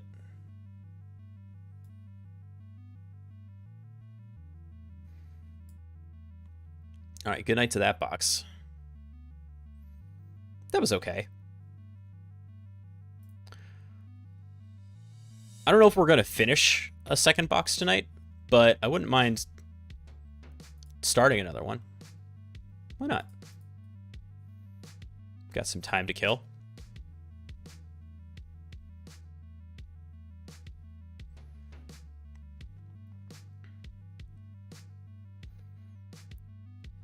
What I do, I will say this. I do start any findings meeting, especially if it's a scary findings meeting. I'll always start it with a little bit of a preamble, like, there's no judgment in this room. The stuff that we found, right? It's not a reflection on you. It's just, you know, what's going on here. And we're on your side trying to help you make this place more secure. Setting up that kind of expectation, that's not really the word I want. Creating that environment, I think, is really, really helpful. If you just jump into the findings, and if you're not careful, it can become accusatory. And again, when people start taking things personally, you're losing the persuasion argument. So, sounds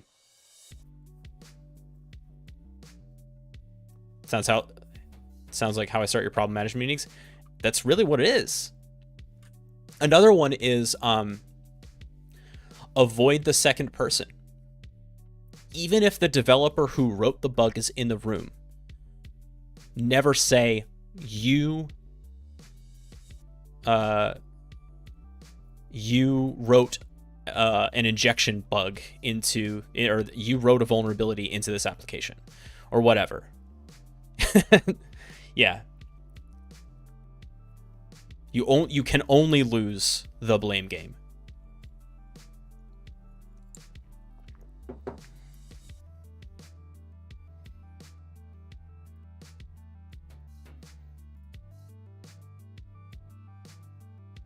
There's another one called Plotted. Yeah, all right. Let's do it. Always blame the guy who isn't in the room yet. Everyone will support that. Well, first of all, it might not be a guy. And yeah, I don't know. Like, it's funny, but at the same time, we actually do have a problem with some toxicity in IT, right? People are jerks to each other constantly in this field. No, I know you didn't mean anything by it, John. I know you didn't. But my bigger point is that, like, it's easy in this realm to become, like, sarcastic, sardonic, and that's kind of like the way that we talk to each other. Okay. But especially when we're talking about security stuff, guess what? Everybody's kind of fragile, and everybody's feelings actually can get hurt.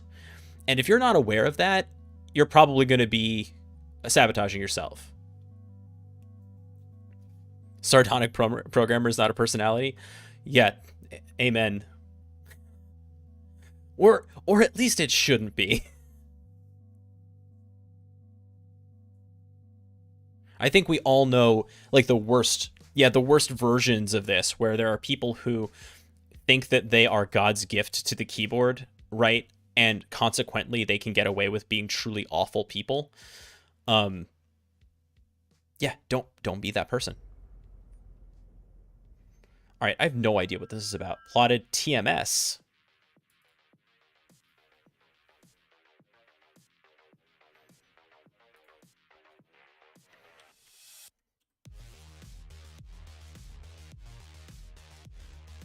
I guess we'll call it plotted TMS because there was another thing called plotted. That was the EHR one.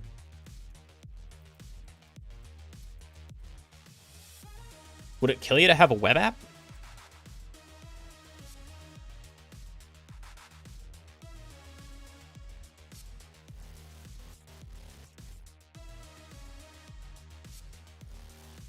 Enumeration is key. Yep, okay.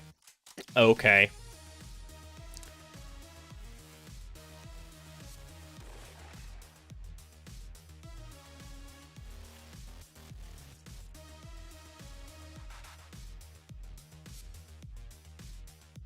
Yeah, self-deprecating is good. Sometimes I'll do that. I've spent too long in, like, restorative justice.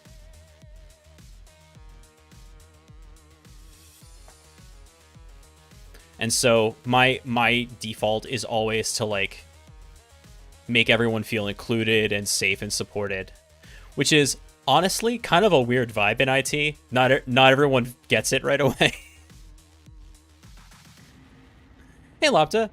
I don't know what you mean by waveform. Maybe it's like the synth stuff, but you're more than welcome to hang out.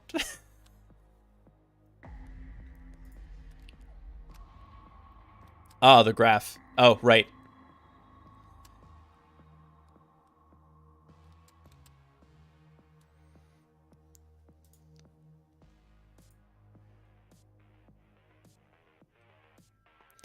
I just think a lot of people have spent a lot of time with folks who think it's cool to be mean.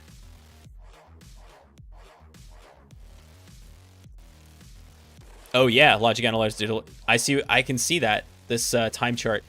What this is actually looking at is like the scoring plot for how long it took people to score up to this level on the challenge. Amen, Lopta. There's too many mean people in the world. We don't have to be among them. All right, is this thing up? It is! Hooray! Well, thank you for the follow, even though this wasn't what you expected it was. See that? We're winning hearts and minds everywhere. Emotional intelligence is super weapon? Yeah, it's incredibly powerful.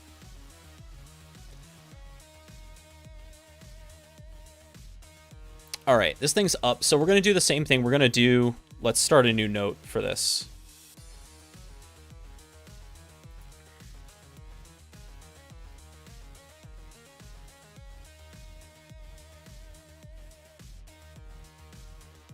We'll call it plotted THM. And we're going to get rid of...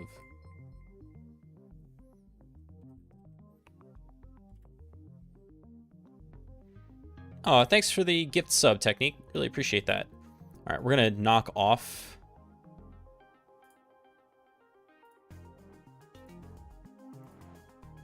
our child processes, or child bullet points here.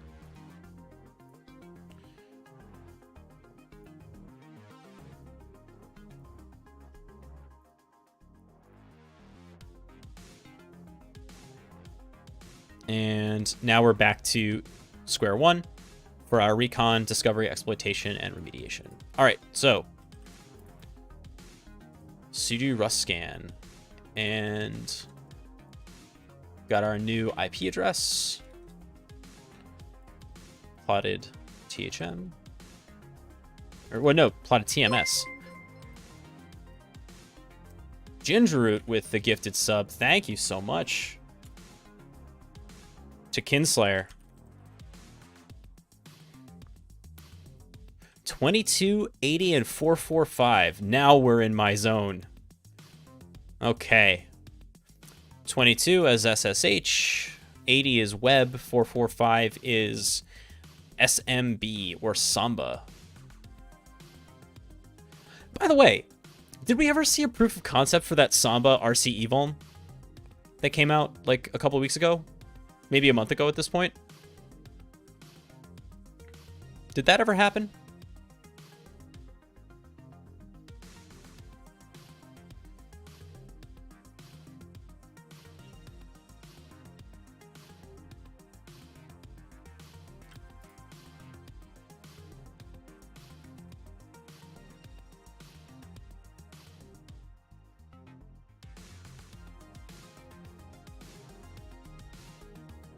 This is it. Yeah.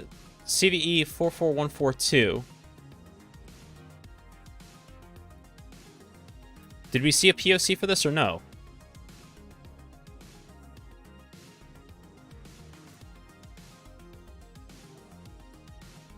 There are paid end days for it.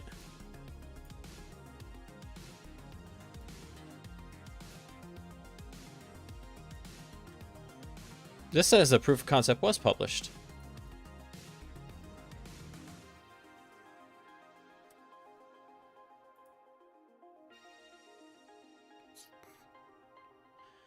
Yo. Look at this. Found somebody's gist with it.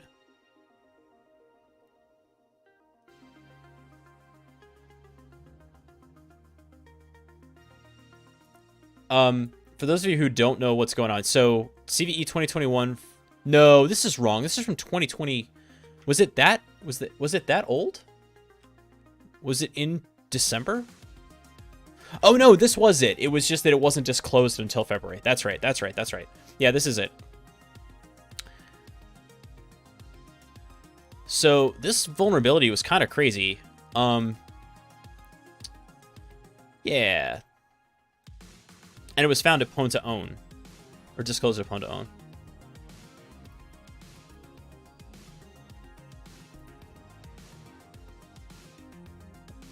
So if I recall correctly, basically there was a use after free in the VSF or VFS Fruit module, which allows Samba to talk to Apple SMB clients. Yep.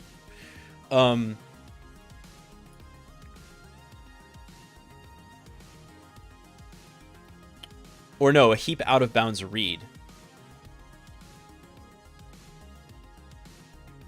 Wow, this is a really detailed write-up, as you would expect from the 0-day initiative. Okay. We might not use this, but then again, we might.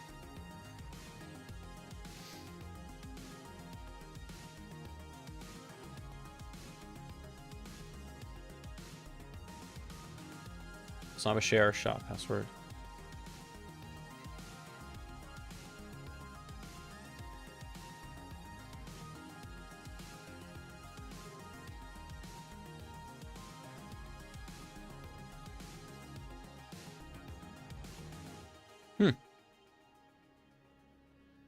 Interesting. Okay, let's see what we have.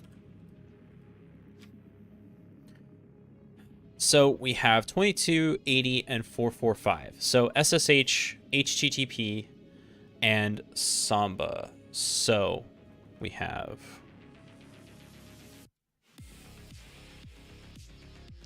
two.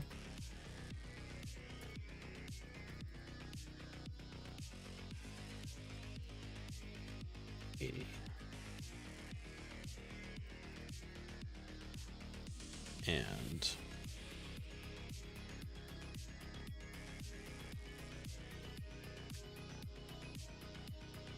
looks like those are notoriously hard to exploit, so you don't often find public free versions right away. People sell their exploits to red teams first so they can have a field day.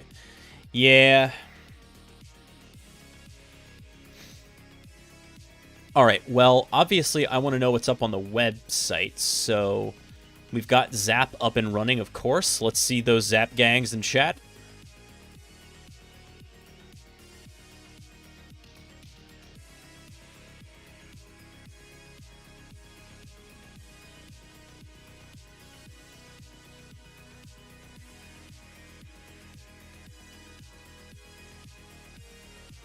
Zap what now?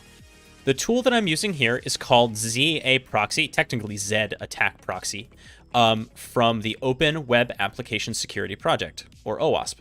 And they produce this tool that allows us to kind of examine web traffic as it leaves and arrives at our system. And so it's free and open source. It's a great tool. Some people don't like it. Those people are wrong. But that's okay. We love them anyway.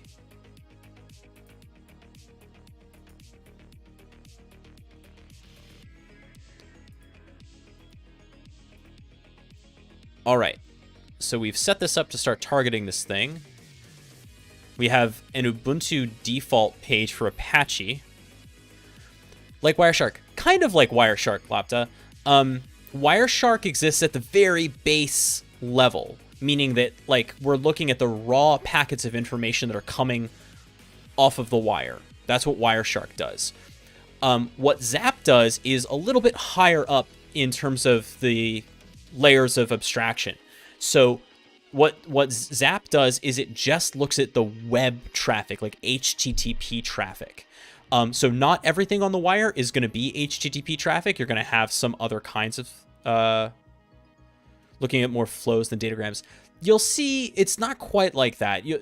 We're, again, higher up. What we're seeing are requests and responses. So as we visit this page, you'll kind of see right here, like here's my GET request to the home page, and then here's my response. So I see the HTML and I see the CSS and all that stuff, and I can capture that and I can mess with it. Is it like Charles Proxy? I'm not familiar with Charles Proxy, Vedon. But the first thing I want to do here is I want to see if there's anything cute in the source code, because sometimes CTF people will do that. All right, looks like no.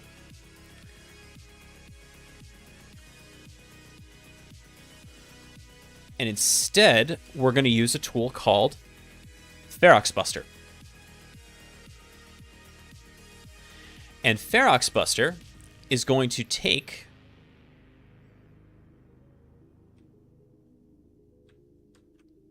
let's do it that way. Feroxbuster is going to take a web address and a list of URLs and try to visit any of those potential destinations on the server. If it gets a response, it's going to log it out for us. And the reason we use Feroxbuster is because it's very, very fast. Okay, we're getting 403s for the HT stuff, which is, you know, kind of an Apache signature. Nothing too crazy there.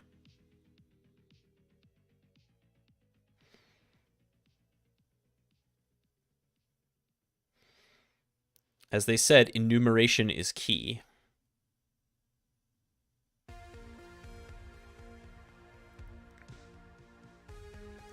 So while this is going on, do we know a host name yet? Apache might need a host header for the right vhost. I don't think we do. We got an admin.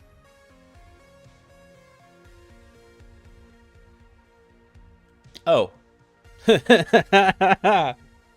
Okay. Wait. Nope. I'm in the wrong thing.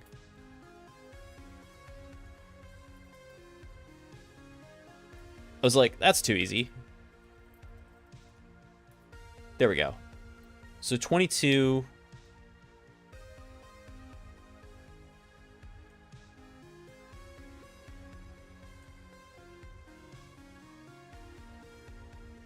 What did we get from...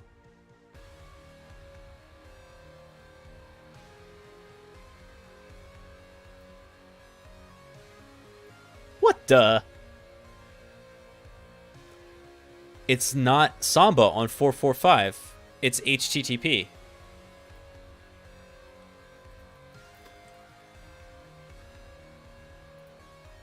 This is why you read the nmap output.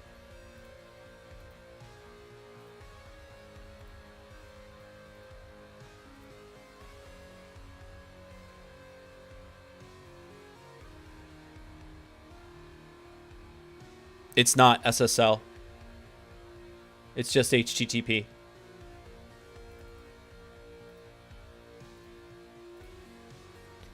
So same deal.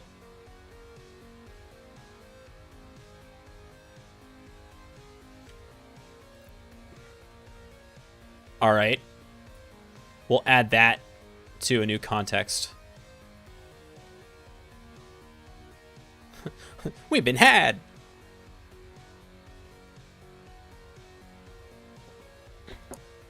The old Kansas City Shuffle. I don't know what that is.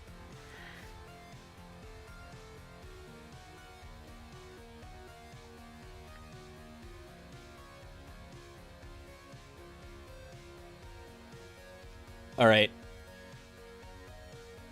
So I got admin.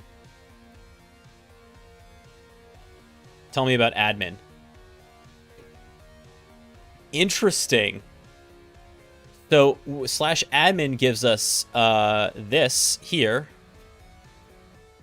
ID RSA. Well, maybe not easy.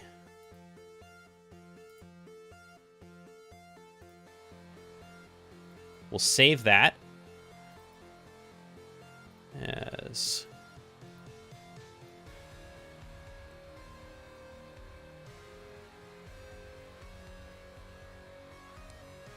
it's only 81 bytes.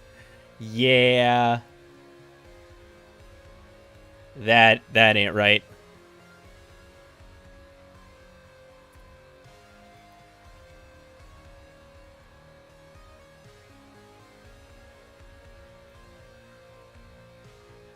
This is all right, so this is going to be a little CTF-y, huh?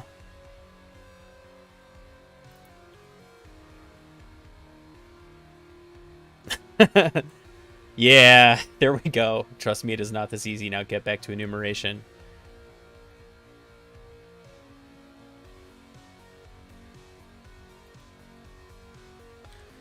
Is this just like the done thing now on the Try Hack Me boxes? I stopped enumeration on 80 and I'm moving it over to 445 because I have a feeling this is going to be a little bit closer to what we want here.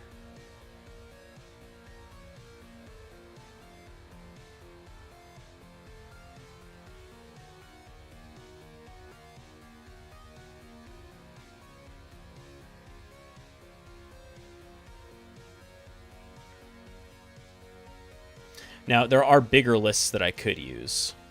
Any other ports than 445 and 80? Just SSH. Which I have found unhelpful when it comes to trying to do banner grabbing and stuff like that. I mean, we obviously know we're on an Ubuntu system. 2.4.41.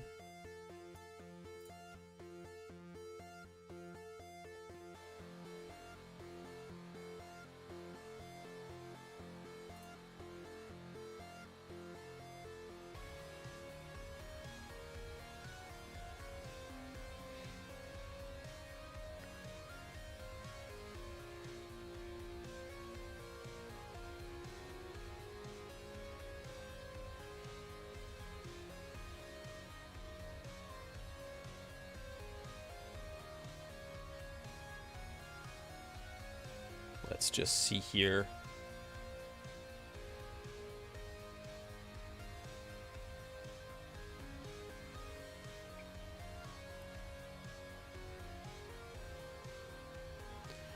Checking in on the State of the Union and other things via the Kiev Independent.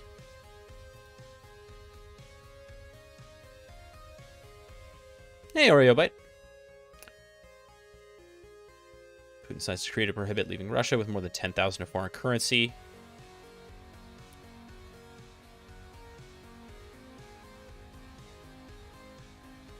Have I tried Skipfish? Is that a rumor or is that a tool that I don't know about?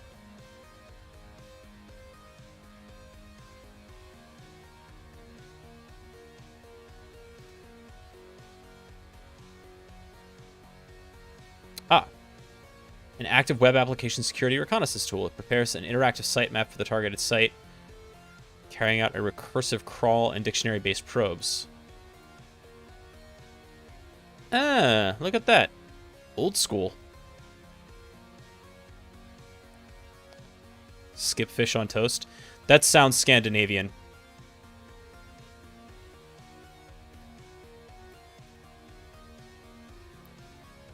Nifty.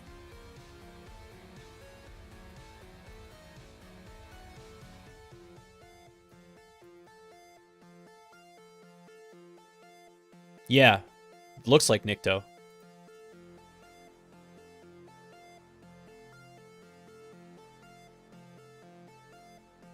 I think we can speed this up, but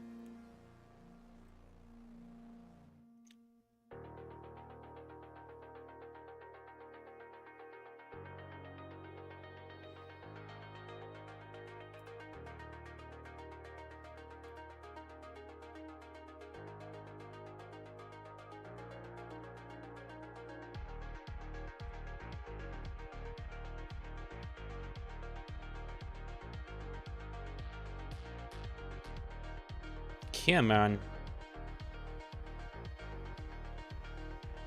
This is the fun part. Just waiting for stuff to complete. Alright, Bite, thanks for asking. I'm doing okay. Obviously, Offensive Notion is getting a lot of attention, so I'm pretty excited about that. People seem to be pretty amped about it. About as amped as I am. Well, well, well. Management, you say? I should probably make an Offensive Notion command for a Nightbot.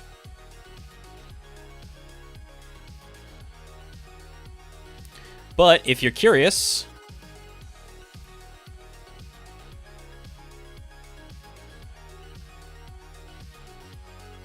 you milliamped about it. Well, that's okay. We can measure your excitement in decibel milliamps. That's not where I wanted to go. This is where I wanted to go.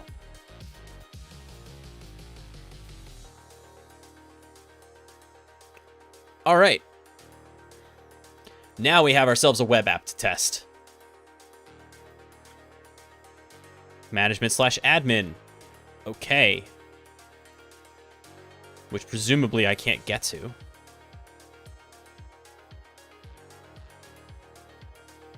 Go to portal.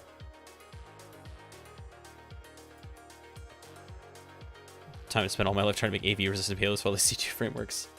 Yeah, there's a lot. Okay, so let's take a look at what we have going on here, and this is where the rubber meets the road here. So let's go ahead and go to Discovery. We're done with Recon, now we're in Discovery. So now we're on port 445. And we found a traffic offense management system. Interesting.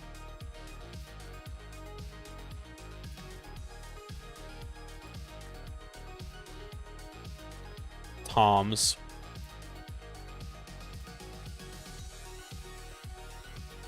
Okay, OSINT. What city is this? River in the middle. Crazy off-ramp.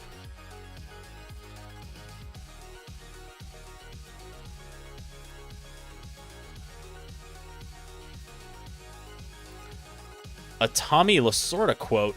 All right. An actual Gmail address?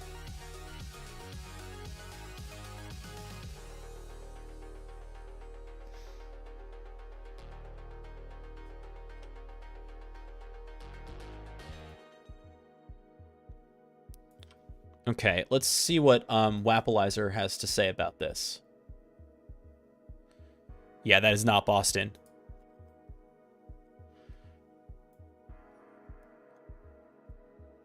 So we're looking at Apache, not maybe PHP. But we're definitely looking at a lot of front end stuff. What does view source look like here?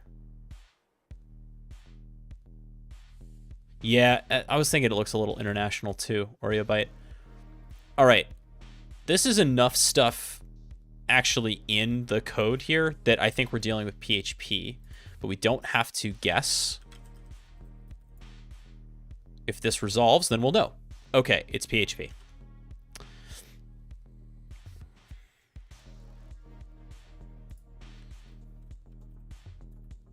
And it's also a bunch of other stuff.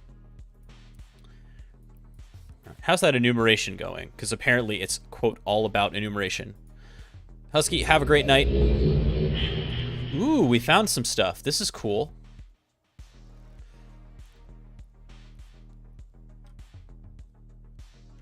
Admin drivers. Does that take us anywhere? 500. Not a 401 or anything, though. Build config. Interesting. All right.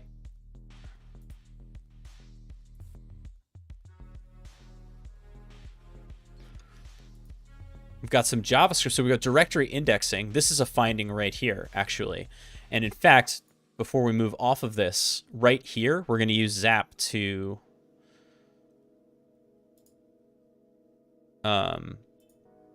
mark in the build a new alert for directory indexing. We'll mark that as a medium. Confirmed. You definitely want to have that in the report. All right. Oh, good. Well, perhaps unsurprising, but disappointing nonetheless. Thanks for the update, John.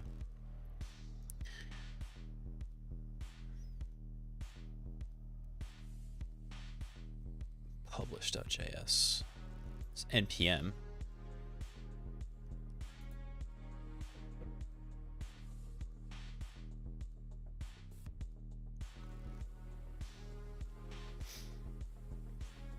Admin lte.js, huh?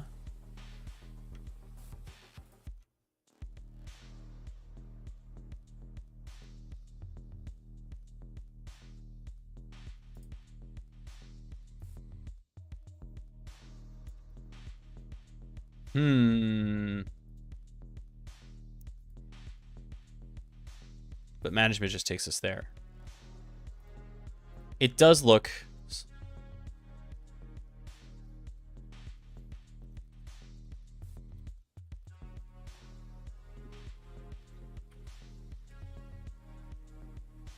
Management pages. We have management config.php. Is this website intentionally bad? Yeah, we can say that. It's designed definitely to be compromisable. Otherwise, it wouldn't be super fun for us. Initialize.php. That's really interesting.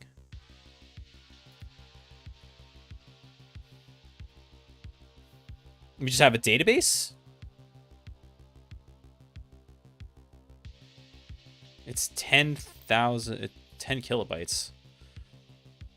It is like a puzzle game. That's right. And honestly, that's kind of what the job is. Why it's very attractive to a certain kind of person.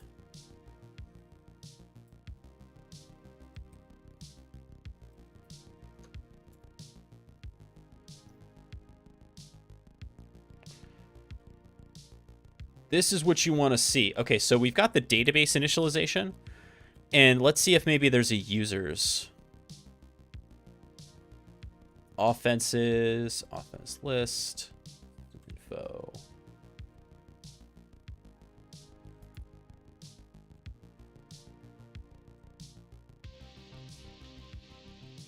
Thanks, Sar.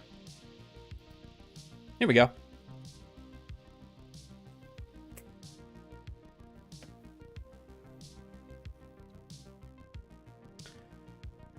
So now we have gotten, we're going to stop this, I think.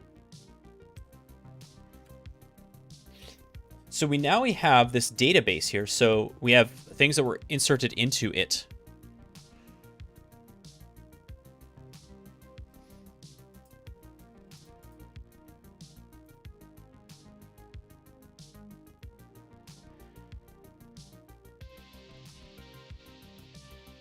I mean, I don't know that these are salted honeypots. I don't know that they are. I don't know what they are.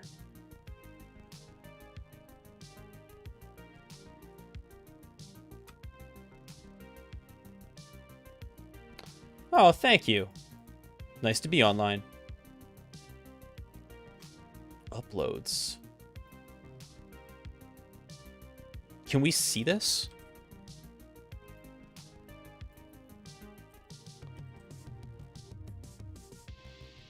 Maybe it's in management.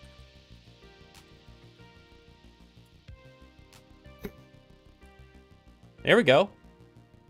So that's something.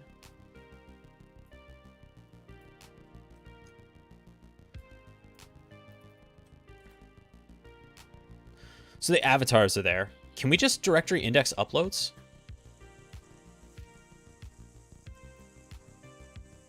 Yep, there is a password hash.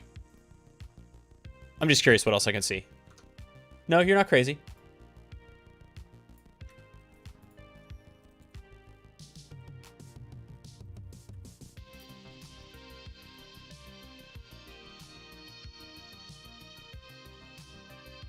MD5?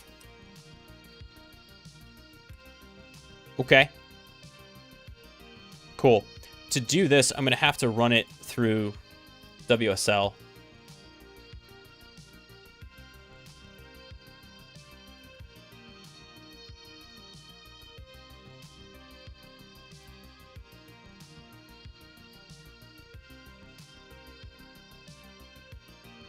Because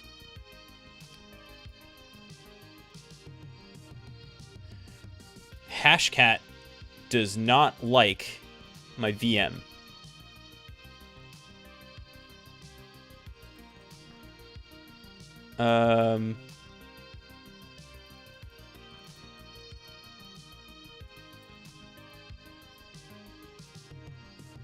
It's like 0, yeah. Okay. Hashcat.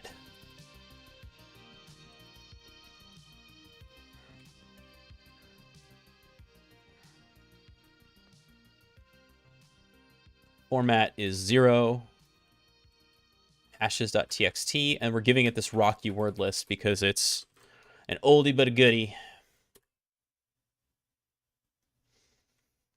And we'll see what this does for us.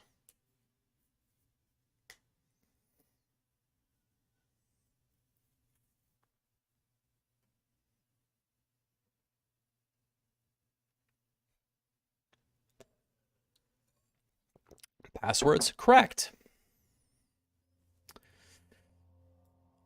I will take admin123. I guess I could have just given that to CrackStation and called it a day, and I should have. So Gingerroot is on it with the good questions. So let's actually back this up a little bit. We discovered some more stuff that we need to talk about here.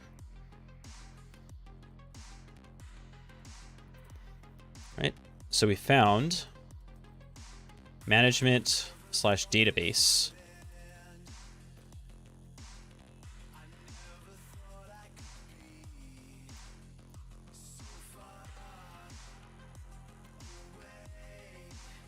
Right? We found the installation database.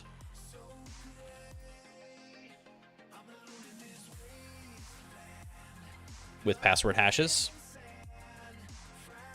Don't use CrackStation on real engagements, though. Correct.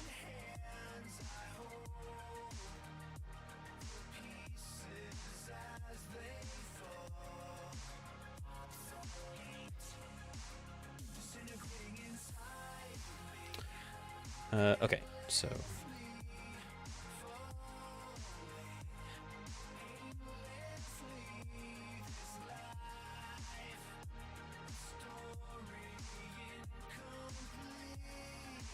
And then we're going to do cracked weak passwords. Now, this could be really, this is underneath of exploitation, I would say, to be honest with you.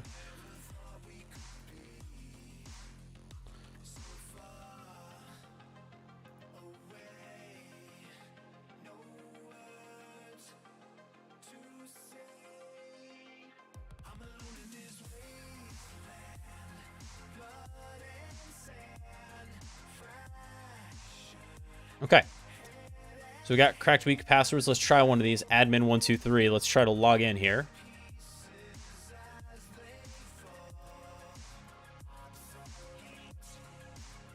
Admin123. Dang it. Smith 123. Well, crap. It wasn't that easy, apparently.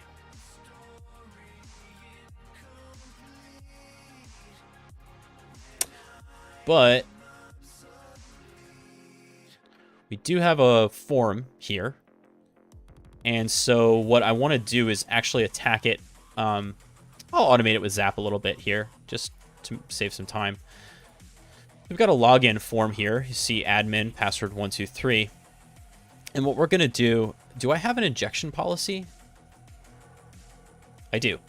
Cool.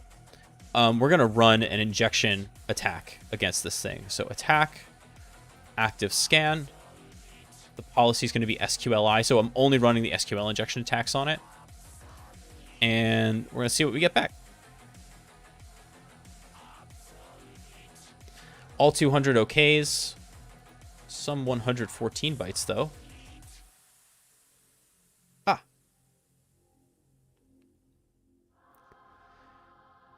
So we are getting some differences here in our response. Status success. Hold the presses.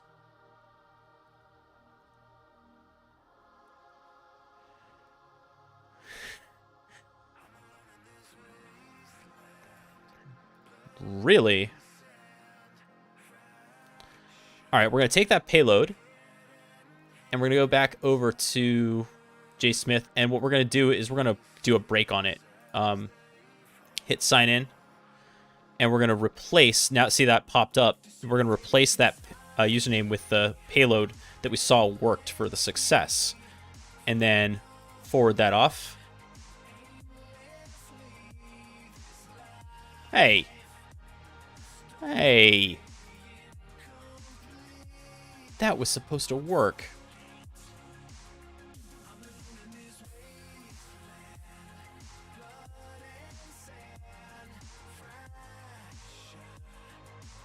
Did I not copy the whole thing?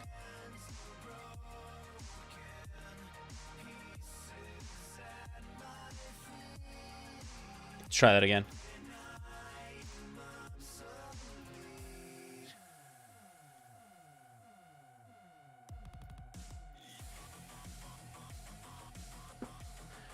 Yes! Okay, so that's a finding, and actually Zap picked it up for us already. It was like, hey, you got SQL injection. And in fact, an auth bypass.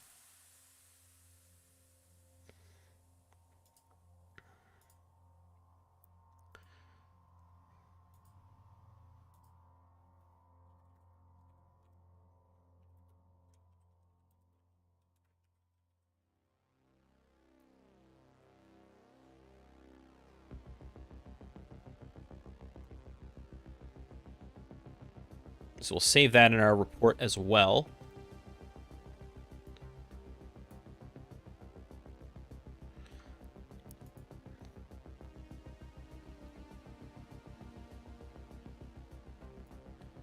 I really wish that one thing that kind of drives me crazy is that Notion doesn't allow you to make an image part of a list properly, which is just annoying. Okay, I didn't want to do that.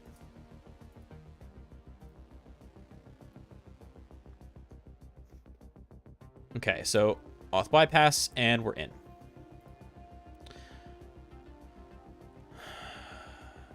Administrator admin. My account. I can't help myself. I have to do it. Yes. All right, we're looking for cross-site scripting just because.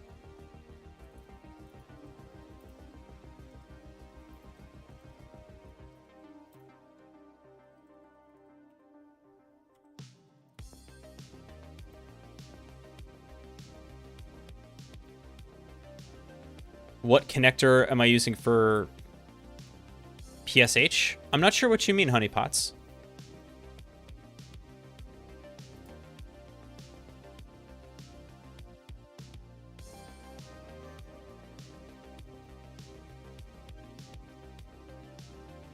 Username already exists.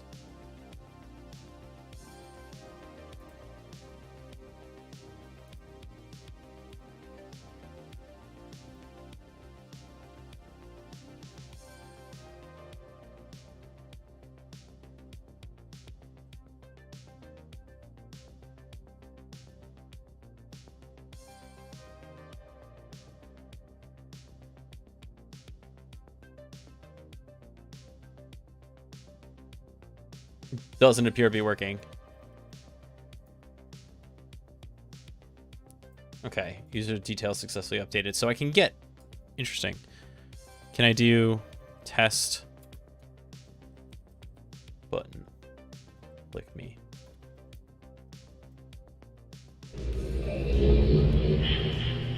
Vedan and JCGG, thank you so much for the follows.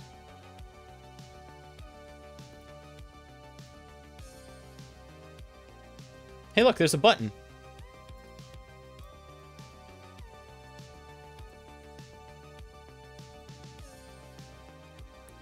This is a fun one. I love doing this one.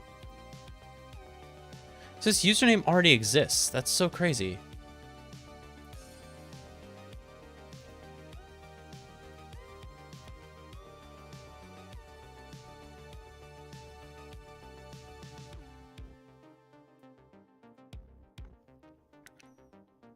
What's happening here?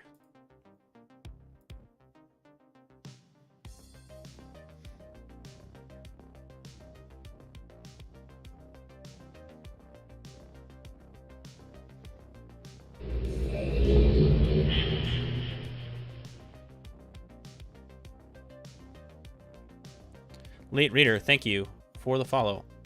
By the way, are you all hearing the new follow sound?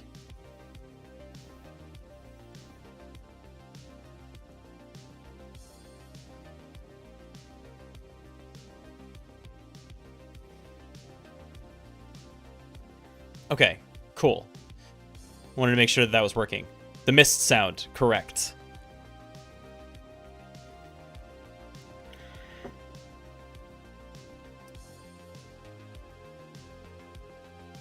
Something near and dear to my heart. All right, stop messing around with the XSS. I think it's in there, but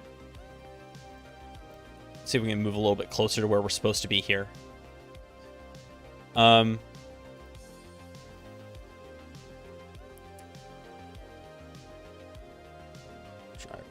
HUDed new.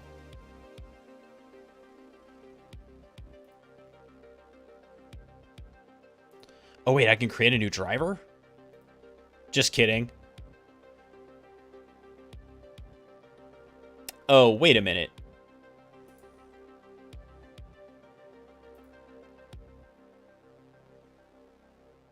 I played Quern.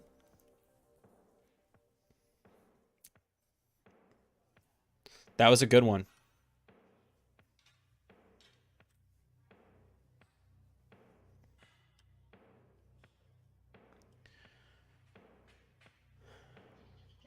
So again, I can't help myself. I'm like a cross-site scripting truffle pig.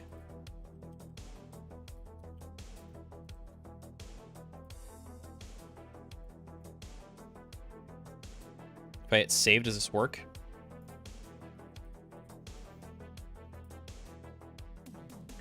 Date of birth.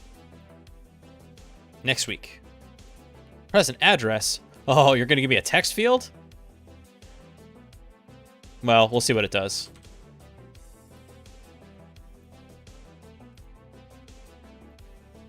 Oh my god.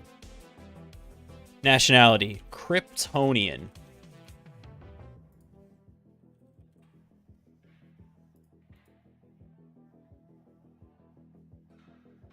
Hey.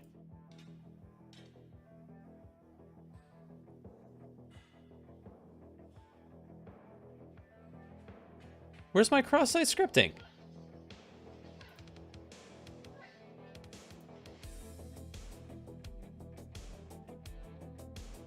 For real, where's my cross-site scripting? Did they... Hold on. So let's look in our headers here.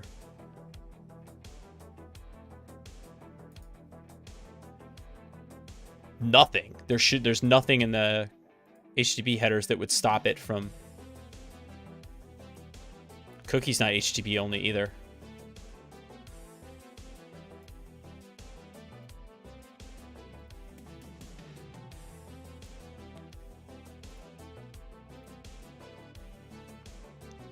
Look at that.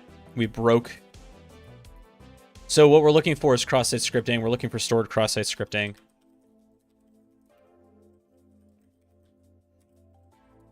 And there's nothing I see here that should be stopping me from doing it. There it is. All right. That's our next finding.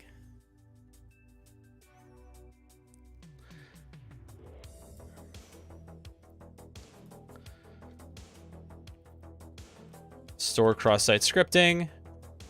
You love to see it.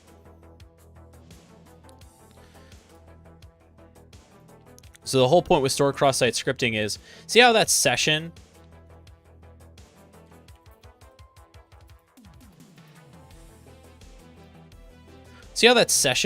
is able to be announced here with this pop-up? Here's why that's scary. We're gonna show it to you real quick, because I think it's important.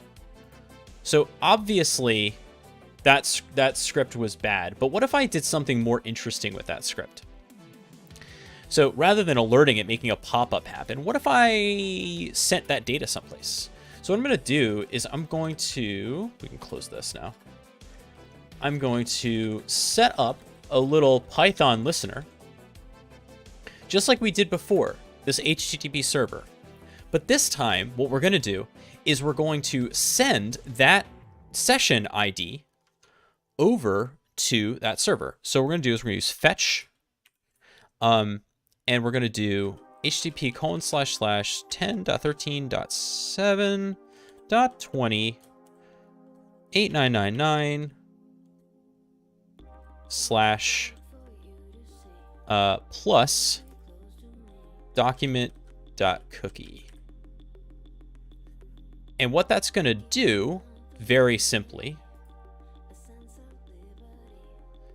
if all goes according to plan, is it's going to make a web request for whatever's at the document.cookie value on my server. Now, there's nothing there. It'll be a 404 unfound, but I'll get the session cookie.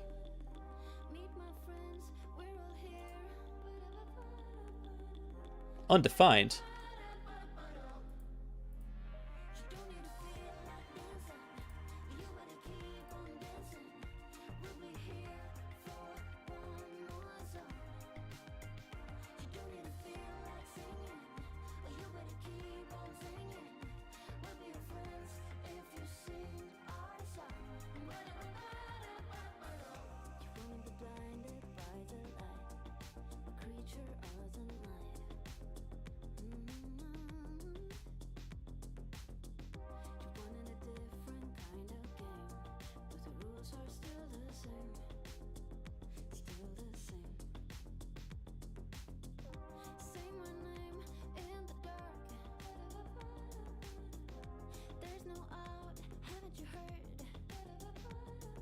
We'll try window.document.cookie just in case.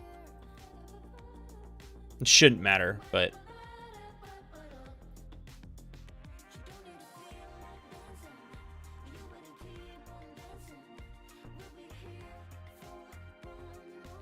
well, that didn't work at all. Unexpected token. Oh, because it's doing crazy stuff.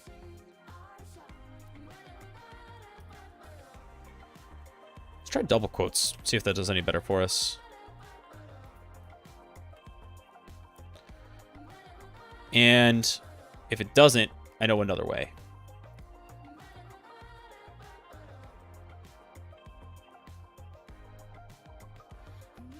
Cannot read properties of undefined. Reading cookie. That's interesting.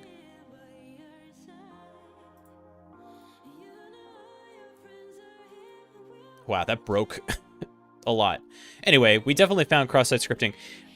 Here's an easier one that we can do, which is this. Watch this. We'll do a redirect. Document.href.location equals taggerttech.com.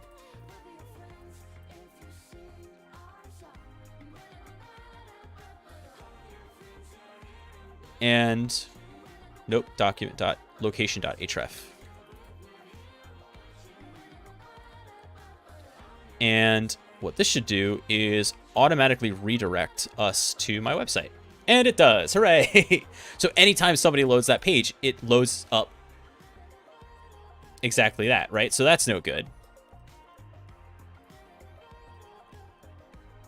All right. So obviously we had some fun with that. The last thing I want to do tonight is see if we can get a web shell on here. And I think we can do it through this upload mechanism. Because nobody's stopping me from doing anything so far. So I'm going to go get my handy dandy web shell here from my hack tools.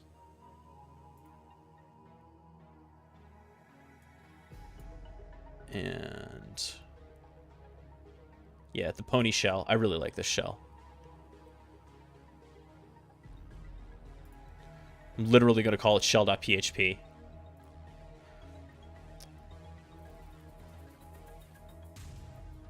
And look.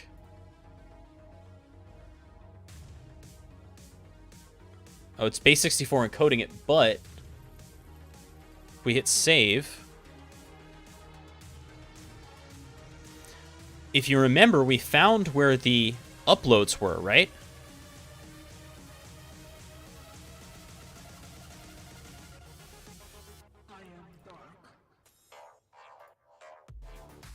And there's this 5.php. I didn't put that, or that's probably our shell right there. And indeed it is.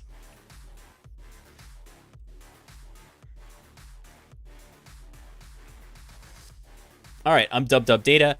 I now have a shell on the machine. So, a couple of things. We've got an upload vulnerability. Obviously, that's really great news for me.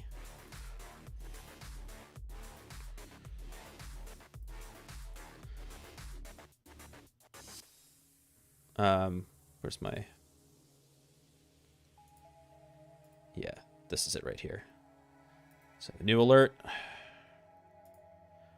This would be abusive functionality, actually.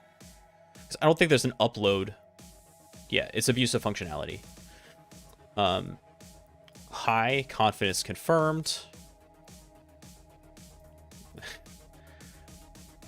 Okay, save that out. We could have added some comments there too, but yeah.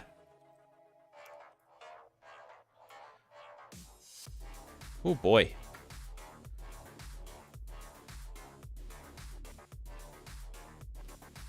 Upload vulnerability to web shell. A classic.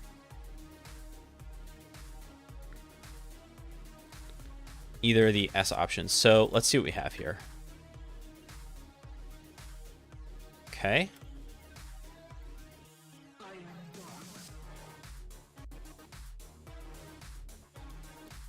Cat config.php. We're looking at files now to see if there's anything interesting.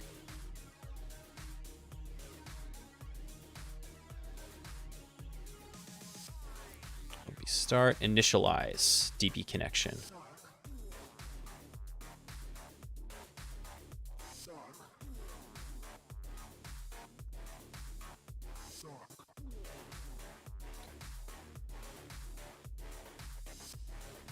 We've got a username.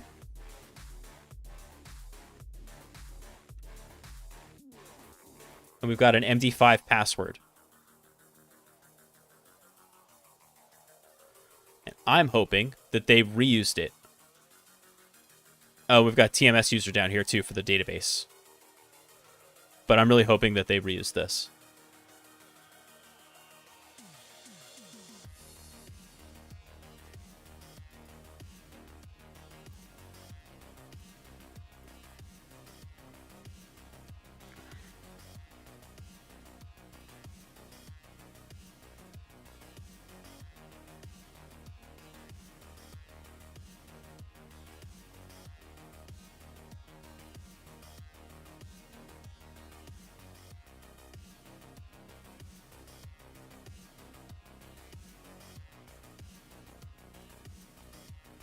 We are doing well tonight. I mean, we're taking on easy boxes, so not the most.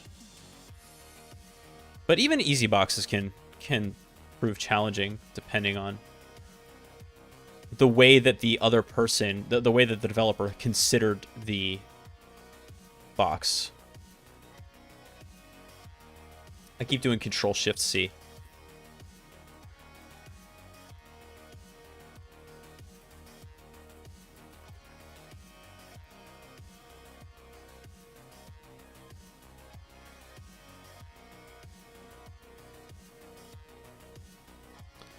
Okay.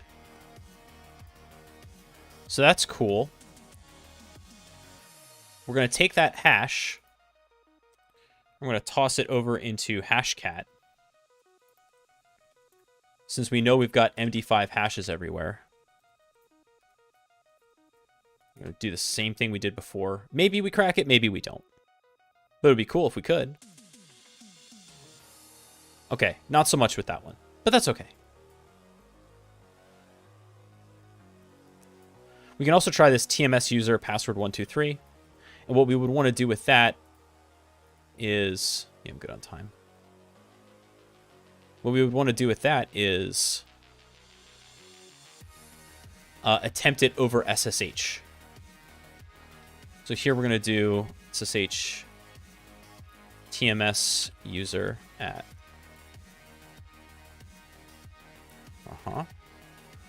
And what was it? Password at 123. Yeah, you never know, but it's worth a shot. Okay, but we've got plenty we can do even still from the web shell. Plenty to do.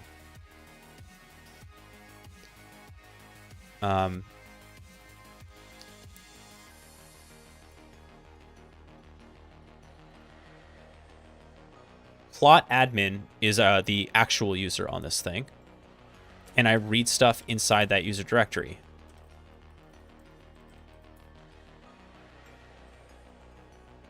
Unfortunately, I cannot read user.txt or TMS backup because I am not plot admin. So this isn't good enough.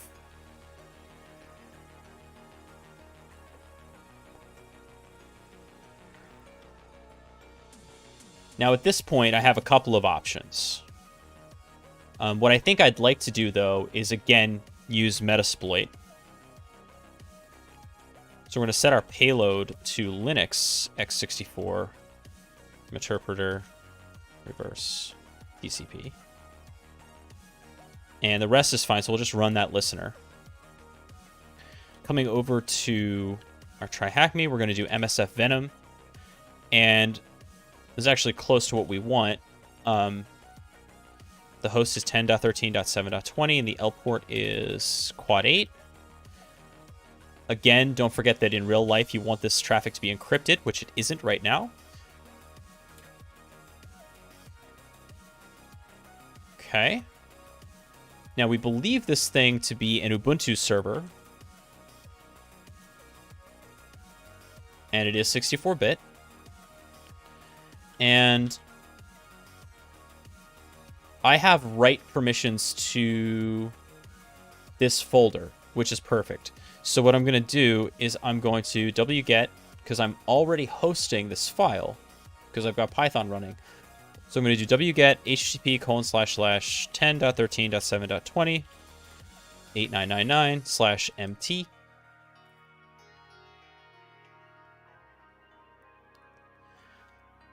I have downloaded my payload. I'm going to make it executable with chmod +x mt.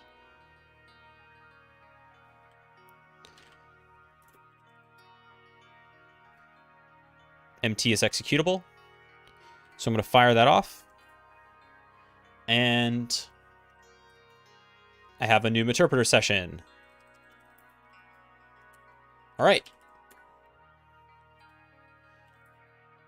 And you can see I've got this going on, but it's not super pretty. So I'm going to see just a little Python trick to stabilize my shell a little bit. It's not perfect, but it's quick and dirty, and it'll be more than enough for what I need.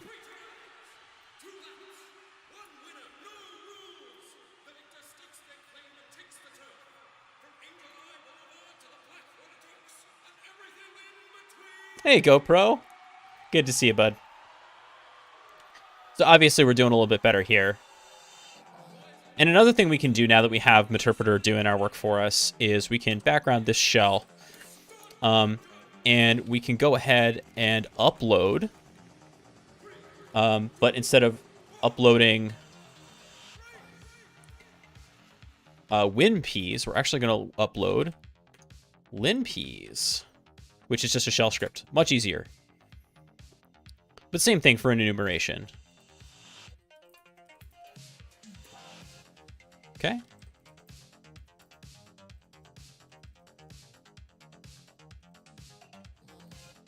And just see what it has to say for us.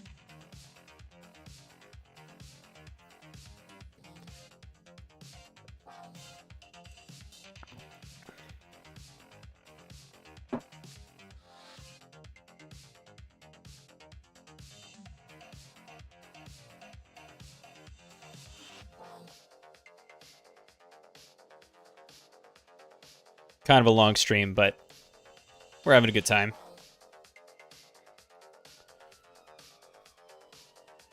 Oh no! Our interpreter session died. That's interesting.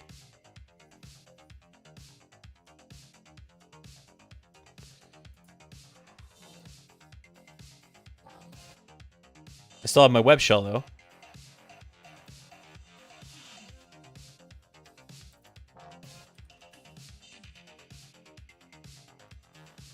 I've not figured out how to do psng rewrite. It's like a library now.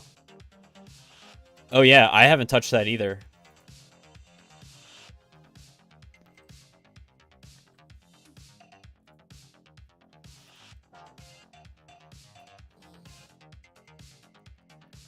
Okay.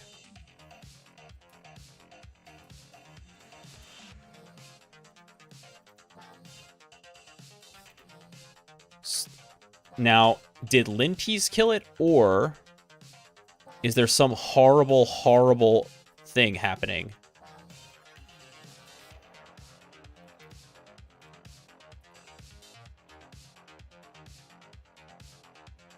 Okay, there is. So there is a cron job in WWs. So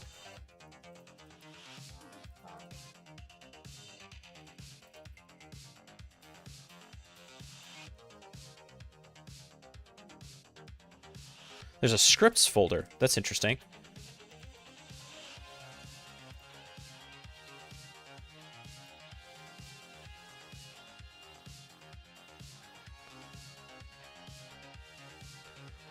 rsync.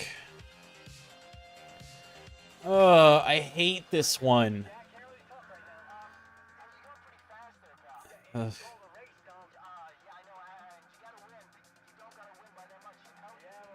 Okay. God, I hate this so much.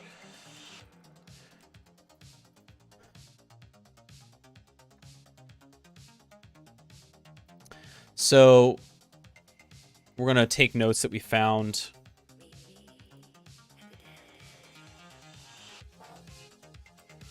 Found var www scripts backup.sh rsync as plot admin. So binaries, there are some binaries on Linux systems and Windows systems that you can use in your exploitation without having to add anything to the system. And so one of them is rsync.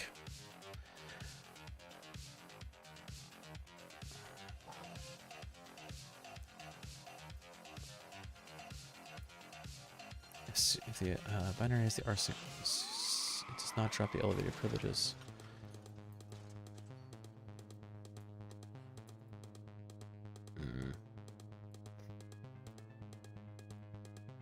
I thought there was a way.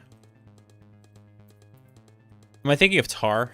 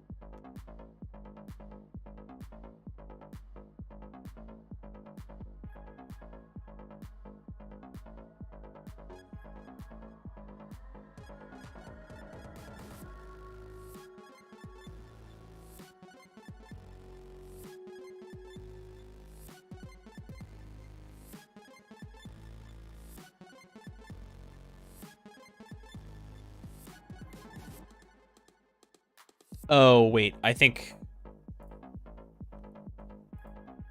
this might be a kind of funny one.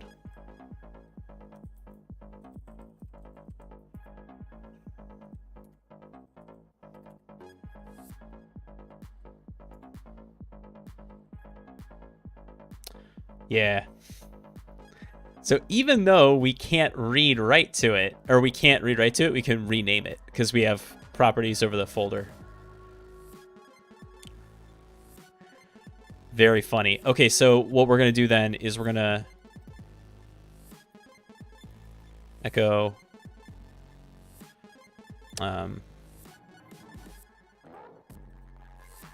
bash backup.sh. Ooh.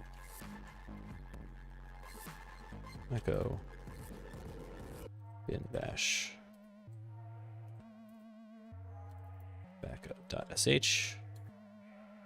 Okay, and then we're going to do echo var dub HTML, I think. Yep, management /mt to backup.sh.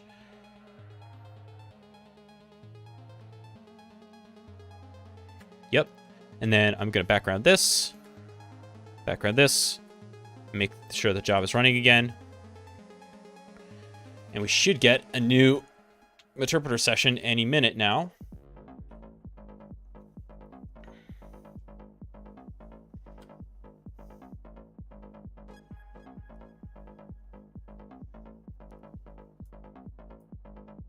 Assuming I spelled everything correctly. Oh, what did I forget to do?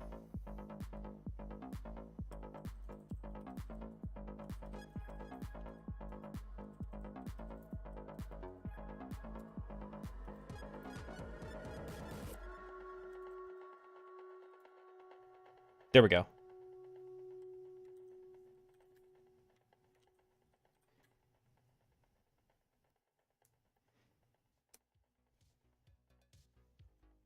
What was it like? Every minute. Just wait a few seconds.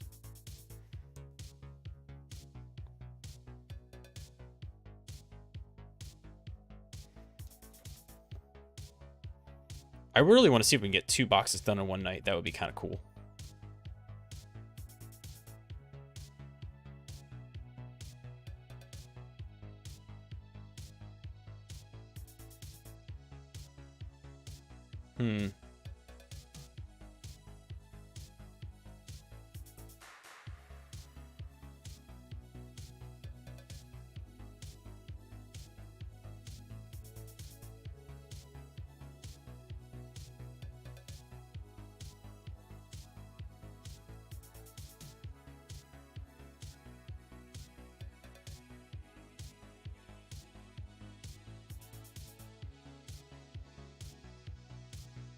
Uh-oh.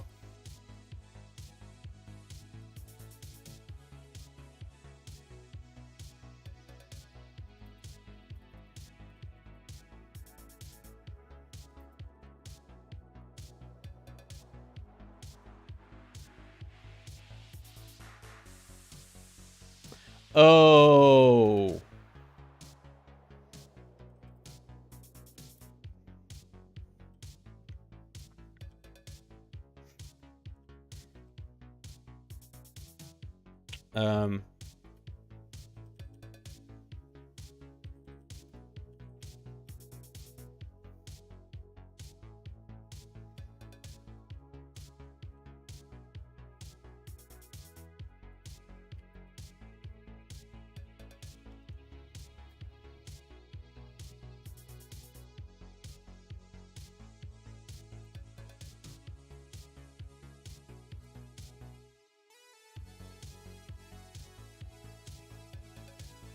I'm now using sed to replace the www with www/445 because obviously I got the pathing wrong on that. And I'm using I to do it in place.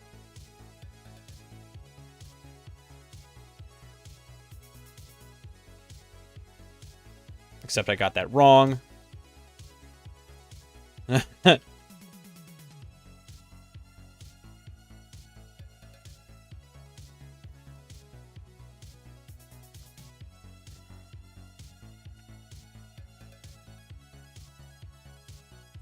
You know what? Let's just do it right.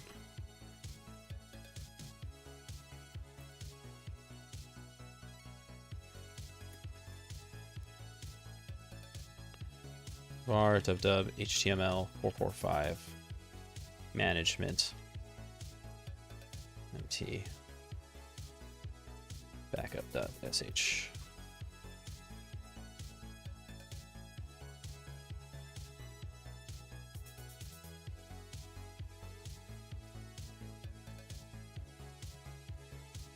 Okay. And it's still executable.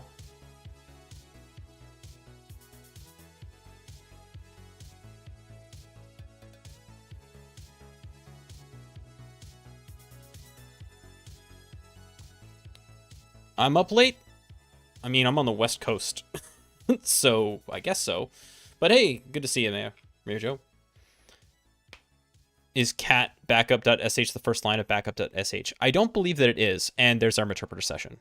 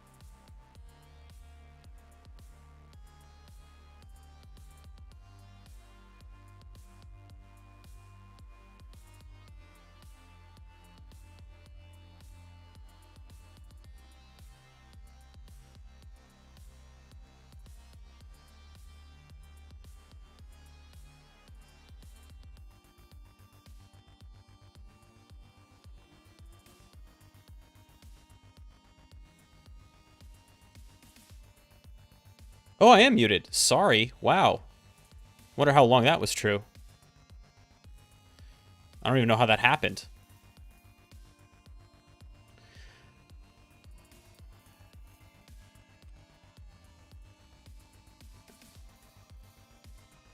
But yeah.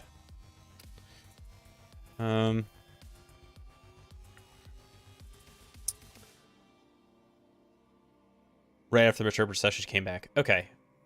Well, we've got the flag. Pretty sure. Okay. So I wonder if PwnKit is patched on this or not. I have the exploit, don't I?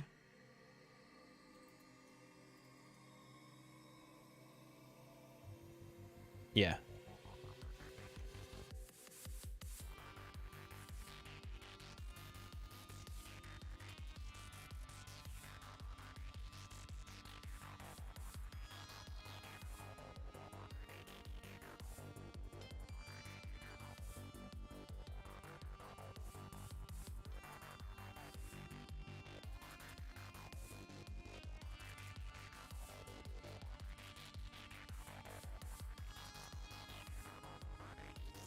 We've got PwnKit right here.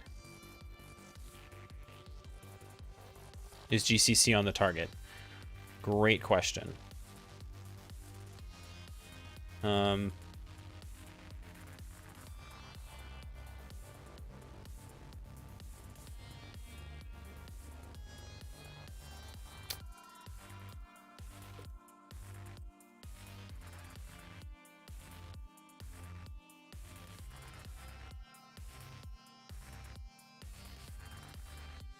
Interesting.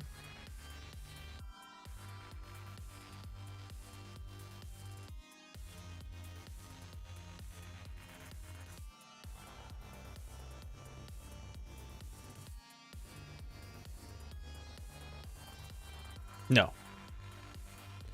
We do not. Okay. Well.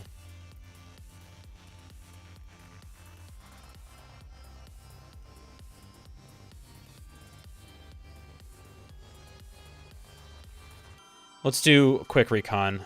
Find. Firm. 4,000. What I'm doing now is I'm looking for any binaries on the system that have the set user ID bit set that will allow us to potentially exploit them to gain root. I don't know if it's going to work, but we're going to give it a try.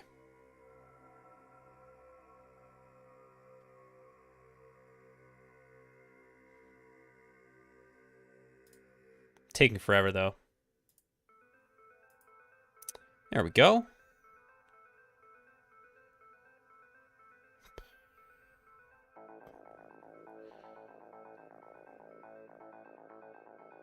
Oh, snaps. Hey, Nopix. It's going okay. Coming to the end of the night. I would like to get root on this box and then call it a night.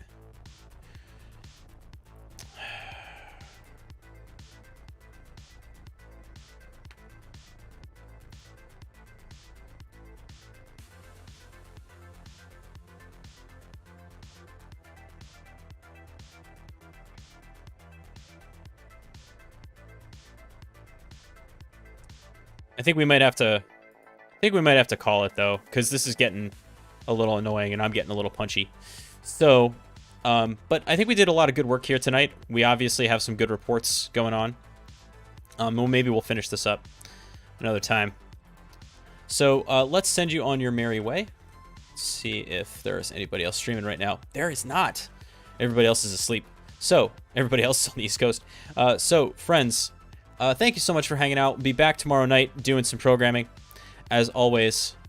But please be good to yourselves, be good to each other. And thank you so much for hanging out. We'll see you next time.